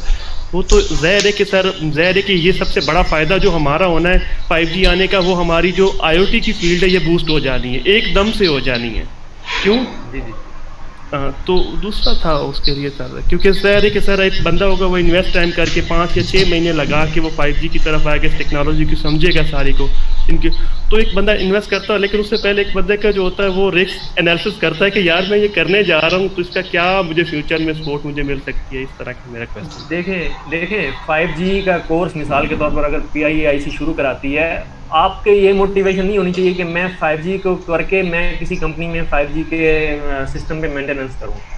आपकी मोटिवेशन ये होनी चाहिए कि मैं एंड टू एंड जो है ना ये सीखूं सिस्टम कि ये काम कैसे करता है। अगर आप एक IoT डेवलपमेंट करते हैं, IoT एप्लीकेशन को, आपका मोटिव ये होना चाहिए कि मेरा जो 5G की जो IoT एप्लीकेशन होगी वो कैसे चलेगी। ठीक है, मैं उसको अगर सीखूँ तो मैं 5G नेटवर्क के अंदर, इस सिनेरियो के अंदर मैं इसको कैसे जो है ना इम्प्लीमेंट करूँगा, क्योंकि आपको जब तक 5G का आइडिया नहीं होगा, 5G की वर्किंग का आइडिया होगा, उसके फ्रिक्वेंसी बैंड का आइडिया होगा, उसके जो है उसमें अंदर कुबरनेटिव चल रही हैं, उसके अंदर SDN चल रहा है, NFV चल रहा है, नेटवर्क फंक्शन वर्चुअलाइजेशन चल रही है।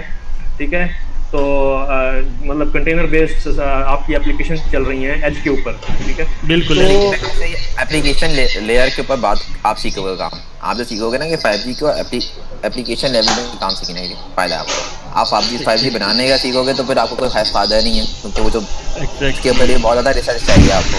बनाने का सीखने का कोई फायदा नहीं है। आप 5G की एप्लीकेशन के ऊपर फोकस करो, ज़्यादा फायदा है। एग्जैक्टली।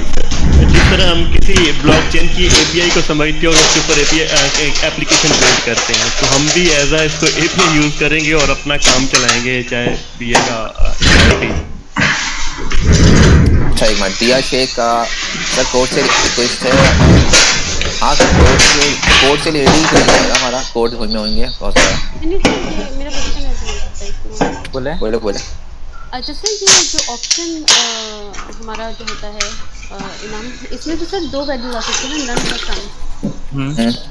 ठीक है, तो जो है ये इंस्टेंटली जो कोड लाइन नंबर 3 जो आ रहा था जो अंडरस्कोर से है, सर ये किस वक्त डेफिनेटली एग्जीक्यूट हो रहा है? जो आपने अभी डेमो दिया है उसमें मैक्सिमम एक्सलेशन वो 1 सेकंड के बाद 10 के ओवर होता है तो वो ये शो करता है, लेकिन ये ITS में कब? ये तो सम में नहीं जाना चाहिए। नहीं, ये देखें इसमें क्या लिखा हुआ है इस जगह पे, ये देखें, इसको अगर आप देख के कुछ समझ सकती हैं तो फिर आपको आइडिया हो जाएगा कि ये नीचे क्यों गया सम के बाद।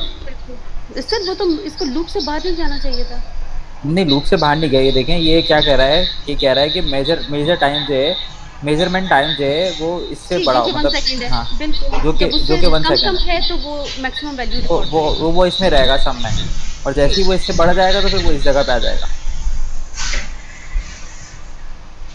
क्योंकि ये देखें, ये इसका मतलब ये जो है ना, ये होती है डिफ़ॉल्ट वैल्यू। मतलब ये अगर ये हो मतलब ये हो या ये हो, अगर इन दोनों से कोई ना हो तो ये चल जाए।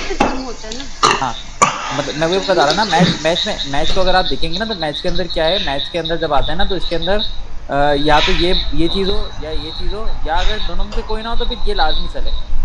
जैसे यहाँ पर ये है कि 1 सेकंड या तो नन होता है या फिर हर चीज़ सम में जाती है। यहाँ पे ये जो अंडरस्कोर है बिल्कुल आप सही कहना, बिल्कुल आपकी बात बिल्कुल सही है। यहाँ पे देखें ना, इन्होंने इस जगह पे दिया ना कि अगर ये तो ये ट्रू हुआ ही नहीं तो ये नीचे आ गया। सर मुझे था कि अगर ये इसमें नहीं है तो फिर ये मैच से बाहर निकलेगा, तो ये कोड मैच के बाहर होना चाहिए था, मतलब मेरी जो अंडरस्टैंडिंग थी। मैच के बाहर अगर लिख देंगे तो फिर वो हर लूप के अंदर देना, ये तो 0 करता चला जाएगा।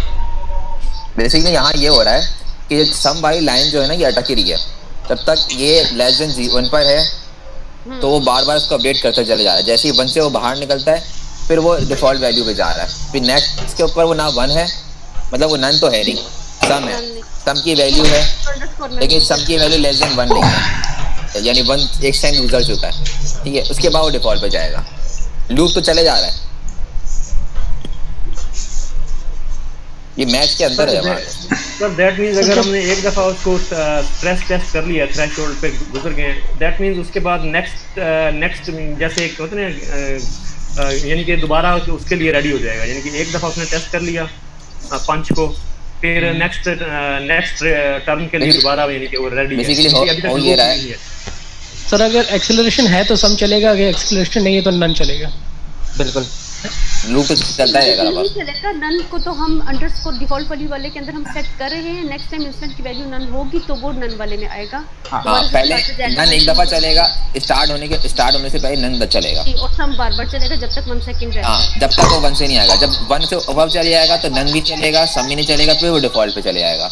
डिफॉल्ट पे वैल्यू प्रिंट आउट कर देगा, उसके बाद वो अपनी चेंज कर देगा वैल्यू। नेक्स्ट तो जाएगा तभी तो वो देखेगा कि now instant of lapse is not less than measurement time से एक्सीड हो गया। सम में तो जा रहा है वो फिर जब वो सम में उसने एग्जीक्यूट कर दिया तो अंडरस्कोर में कैसे आएगा? नहीं ये सम जो है ये वाला सम नहीं है। ये इफ जो है ये सम के साथ वाला इफ है। ये इस इफ जो है कंडीशन सम के साथ वाली है। जी ये बॉडी वाला में आया ना। बॉडी वाला सम नहीं है ये चेक करेगा दोनों चीजें कि सम के अंदर वैल्यू है और फिर उसके साथ ओके हाँ एग्जैक्टली एंड है। ये लाइक एंड है। ओके ये एंड है, दोनों चीजें चेक करेगा फिर ये एग्जीक्यूट करेगा। तब ये फेल होगा। Got it. ये मुझे नहीं था पता। ये मेरे ख्याल में शायद ये ऐसा था रेफरेंस रेफ था ये और ये जी ठीक है। तो ये उसका एंड से चेक करेगा ये। ठीक है कंफ्यूजन क्लियर हो गया। Thanks a lot. अच्छा यहाँ पे ये रूहुल मुबीन आप ये जो क्वेश्चन आपने पूछा है ना चैट में, आप माइक ओपन करके पूछे ना, क्योंकि क्वेश्चन क्लियर नहीं हुआ मुझे। external create why we use when we can do work with use external create और work with use के अंदर बोलने का ऊपर कहना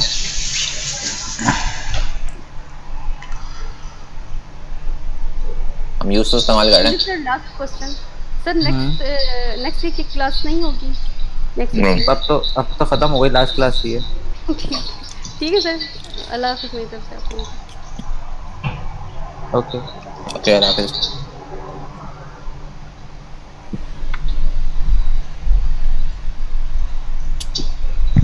जी रूहुल मुबीन आपका क्वेश्चन था, पूछें क्या क्वेश्चन था आपका? एक्सटर्नल क्रेड तो एक डिफरेंट चीज़ है। एक्सटर्नल क्रेड में तो हम क्रेड डाउनलोड कर रहे होते हैं बाहर से। लाइब्रेरी के अंदर हमने कंपाइल नहीं किया, लाइब्रेरी तो हम खुद ही जाए बनाना है, ये तो मॉड्यूल की तरह हम बना रहे हैं। हम लाइब्रेरी वाला कोड जो है वो इसके अंदर में खुद भी लिखेंगे, यानी जहाँ पर हमने डरा हुआ है मेरे ख्याल में ये पूछना चाह रहे हैं कि यहाँ पे पहले उन्होंने एक्सटेंड लिखा हुआ है, तो इधर उन्होंने यूज़ लिखा हुआ है। तो आप ये तो अगर आपने चैप्टर नंबर 6 या 7 आएगा पढ़ी हुई तो इसमें ये मेंशन है सारी चीज़ें। ये जो पुराना बेसिक रस के हवाले से क्वेश्चन है आपका।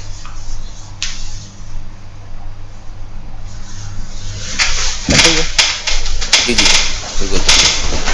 और कोई क्वेश्चन, पिछला भी कोई क्वेश्चन हो पूरे जब तक पढ़ा कुछ पूछ लें। सर मेरा क्वेश्चन था वो जो सर उसमें सेंडिंग सिंगल बाइट है ना, वो चैप्टर नंबर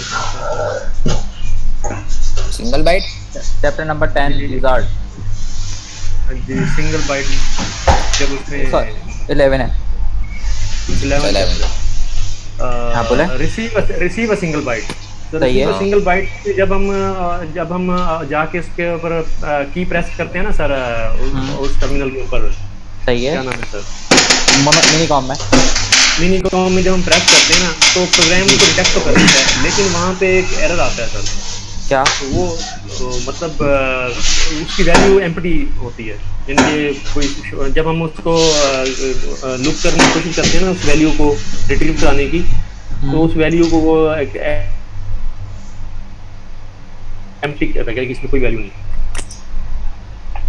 तो आपने किस तरह चेक करा सर? वो क्या है वो पीस। अच्छा ये देखिए आपने डिबग मोड पे चेक करा था या आपने कंटिन्यू चलने दिया था? कंटिन्यू के ऊपर किया। कंटिन्यू लूप में चेक करा ना आपने? जी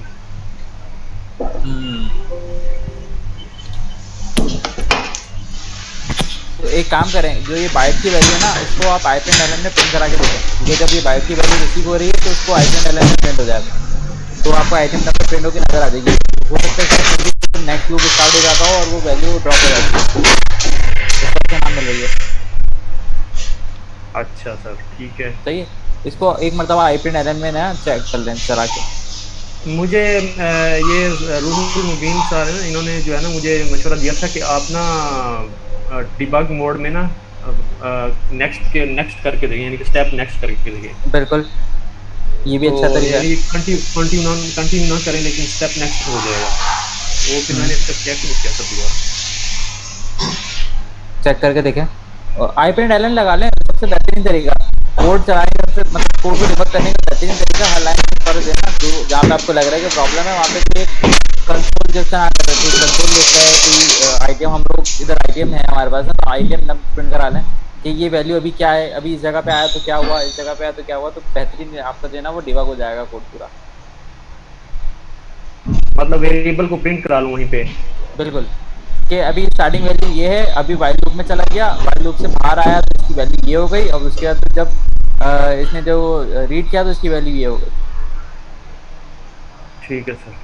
तो ये तो आपको आइडिया हो जाएगा कि कहाँ जाके जो है ना प्रॉब्लम आ रही है, तो फिर अब वहाँ जाके आप अपना कोड को सही कर दें। नहीं सर, कोड तो मैं वही बुक वाला यूज कर रहा हूँ सर। मैंने तो कुछ चेंज नहीं ये हाँ, ये वाला कोड आपने रन किया था? जी सर, यही कोड था ना, मैंने तो कोई चेंज नहीं की थी इसमें सर। तो ये चैप्टर नंबर वो है पूरा, मेरे ख्याल से लास्ट है 11.8, ये रन किया किसी ने कोड? 11.8 सर, ये हमने वैसे पढ़ा तो नहीं था सर, ये हमने रिवर्स स्ट्रिंग तो नहीं की थी सर। नहीं, आप लोगों ने ट्राई किया खुद से? नहीं सर, मेरा वो नहीं चल रहा था, फिर मैंने वहीं पे ही छोड़ दिया। ट्राई करना। ठीक है सर। तो सर नेक्स्ट संडे को क्लास होगी कि ये सर के लास्ट आज ही, ये लास्ट क्लास है, तभी तो इसको क्लियर करें। सिर्फ अभी भी देख लें, आप लोगों के पास टाइम है टोटल 24 मिनट क्लास एंड होने में। अभी भी इसमें देखा जाए तो बहुत सारी चीजें इसके अंदर हमने नहीं पढ़ी हैं। माइक्रो कंट्रोलर तो बहुत बड़ा है ही है। अब इसमें जायरोस्कोप भी है, आप चाहें तो जायरोस्कोप भी इस्तेमाल कर सकते। लास्ट क्विज जो था वो चैप्टर नंबर 7 तक हुआ था ना, ऐसा ही है ना? जी जी ऐसे ही था। हाँ, ये सच था। तो अब फिर 8 से लेके 16 तक जितनी भी चैप्टर है ना, इसके अंदर से आप ये हटा दीजिएगा चैप्टर नंबर 12 और 13। अच्छा, हाँ, ये चैप्टर नहीं है। 8, 9, 10, 11, 14, 15 और 16 ये चैप्टर्स हैं। यानी 8 से लेके सर 16 तक है, दरमियान में से मिसिंग कौन सा है? 13, चैप्टर नंबर 13 और चैप्टर नंबर 12 ब्लूटूथ सेटअप और ब्लूटूथ। Thank you sir. 12 जो ब्लूटूथ का कॉन्सेप्ट नहीं है, ब्लूटूथ का टॉपिक नहीं है सिर्फ, बाकी रजिस्टर्स से काफी आ रहे हैं। जी जी बोले सर। क्वेश्चन ये है कि मैंने पढ़ा था कि एक जो नए वर्जन के बोर्ड हैं उसके अंदर जो हम ये एक सीरियल कम्युनिकेशन का चैनल यूज़ करते हैं, ये बाहर से एक वो लगा के USB, तो अब जो है जो नए वर्जन बोर्ड आ रहे हैं उसके अंदर इंटरनली एक उन्होंने सीरियल कम्युनिकेशन का एक रख दिया है channel, virtual com port. Basically हाँ, वो बेसिकली हम पुराने में भी था काफी हद तक, बहुत ज्यादा पुरानों में नहीं था, लेकिन बाहर से अगर करें तो वो ज़्यादा एक क्लियर हो जाता है ना, ट्रांसमिशन पता चल जाता है कैसे आ रही कैसे नहीं आ रही। वो इन्होंने वर्चुअल दी हुई है फॉर डेवलपमेंट, इसकी दी हुई है। नहीं वो तो अगर आपको भी रियल में काम करना होगा तो उसके लिए यही है कि आप वो करें। तो यहाँ पे उन्होंने कोई डिटेल नहीं दी इस बुक के अंदर, उसकी दी हुई है मतलब कोई एग्जांपल प्रोग्राम और वर्किंग एग्जांपल या प्रोग्राम तो सेम है ना, प्रोग्राम तो दोनों का सेम है, बस मेमोरी सा सेटिंग में फर्क आएगा। अच्छा, और वैसे ही मेरे ख्याल से जहाँ तक मुझे पता है ना, लाइब्रेरी के अंदर ऑटोमेटिकली वो शायद डायरेक्ट कर देता उसको। तो एक्सटर्नल और इंटरनल, ये एक्सटर्नल इंटरनल सीरियल मॉडल की बात कर रहे हैं ना सर? हाँ, ये एक्सटर्नल की बात करें, ये आप जब मिनीकॉम खोलते हैं ना तो उसके अंदर वो सेट करते हैं आप उसको कि वो उससे रीड करे या उससे रीड करे। हाँ, वैसे ये देखें ना, इसमें ये आप अगर लाइब्रेरी देखेंगे चैप्टर नंबर कौन सा है ये, चैप्टर नंबर 11 ही इसमें शुरू में इन्होंने बताया हुआ है ना कि ये लिखा हुआ है इन्होंने इस जगह पे कि अगर इंटरनल यूज़ करना है, एक्सटर्नल यूज़ करना है।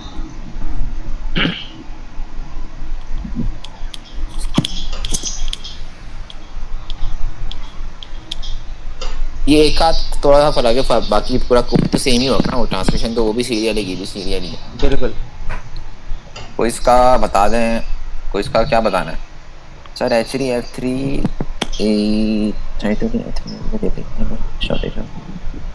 sir, actually F3 library based on Cortex M 0.7, so when we use Cortex M 0.9 code, it raises an error on mono time. I tried to build F3 library with latest and shortage of time.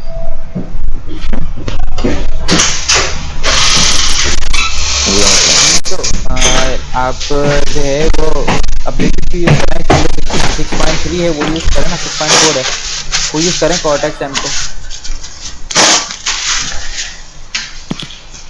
ये तो आपने क्या करके बताया था इनको starting में। नहीं, ये मोनो टाइमर की बात कर रहा है नबील, मोनो टाइमर की बात कर रहा है।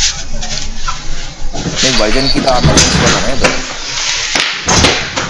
नहीं, वो तो सही है, लेकिन ये कॉर्टेक्स M का वर्जन देना कह रहा है हमने 5.0 यूज़ किया, बट जब ये अपडेटेड वर्जन, लेकिन बुक के अंदर जो है ना कॉर्टेक्स M मैक्सिमम मेरे ख्याल में शायद 5.0 ही है। अच्छा सही है, वो कॉर्टेक्स M में रिपीटेशन आ रही है डेटा में, सही है। लेटेस्ट वर्जन थोड़ा ही, हाँ 5.6 लेटेस्ट है जो आप यूज़ करें इसके साथ। क्या आप ये RT रन टाइम की बात कर रहे हैं? नहीं उसी की बात, सही समझ गया, ठीक है। अक्सर वेस्टर्न के कोई और को किसी और लैंग्वेज का कोड भी चला सकते हैं रेस्ट के लिए? हाँ सब चला सकते हैं। सी का चल जाएगा सर? हाँ सी का चलेगा, C++ का चलेगा।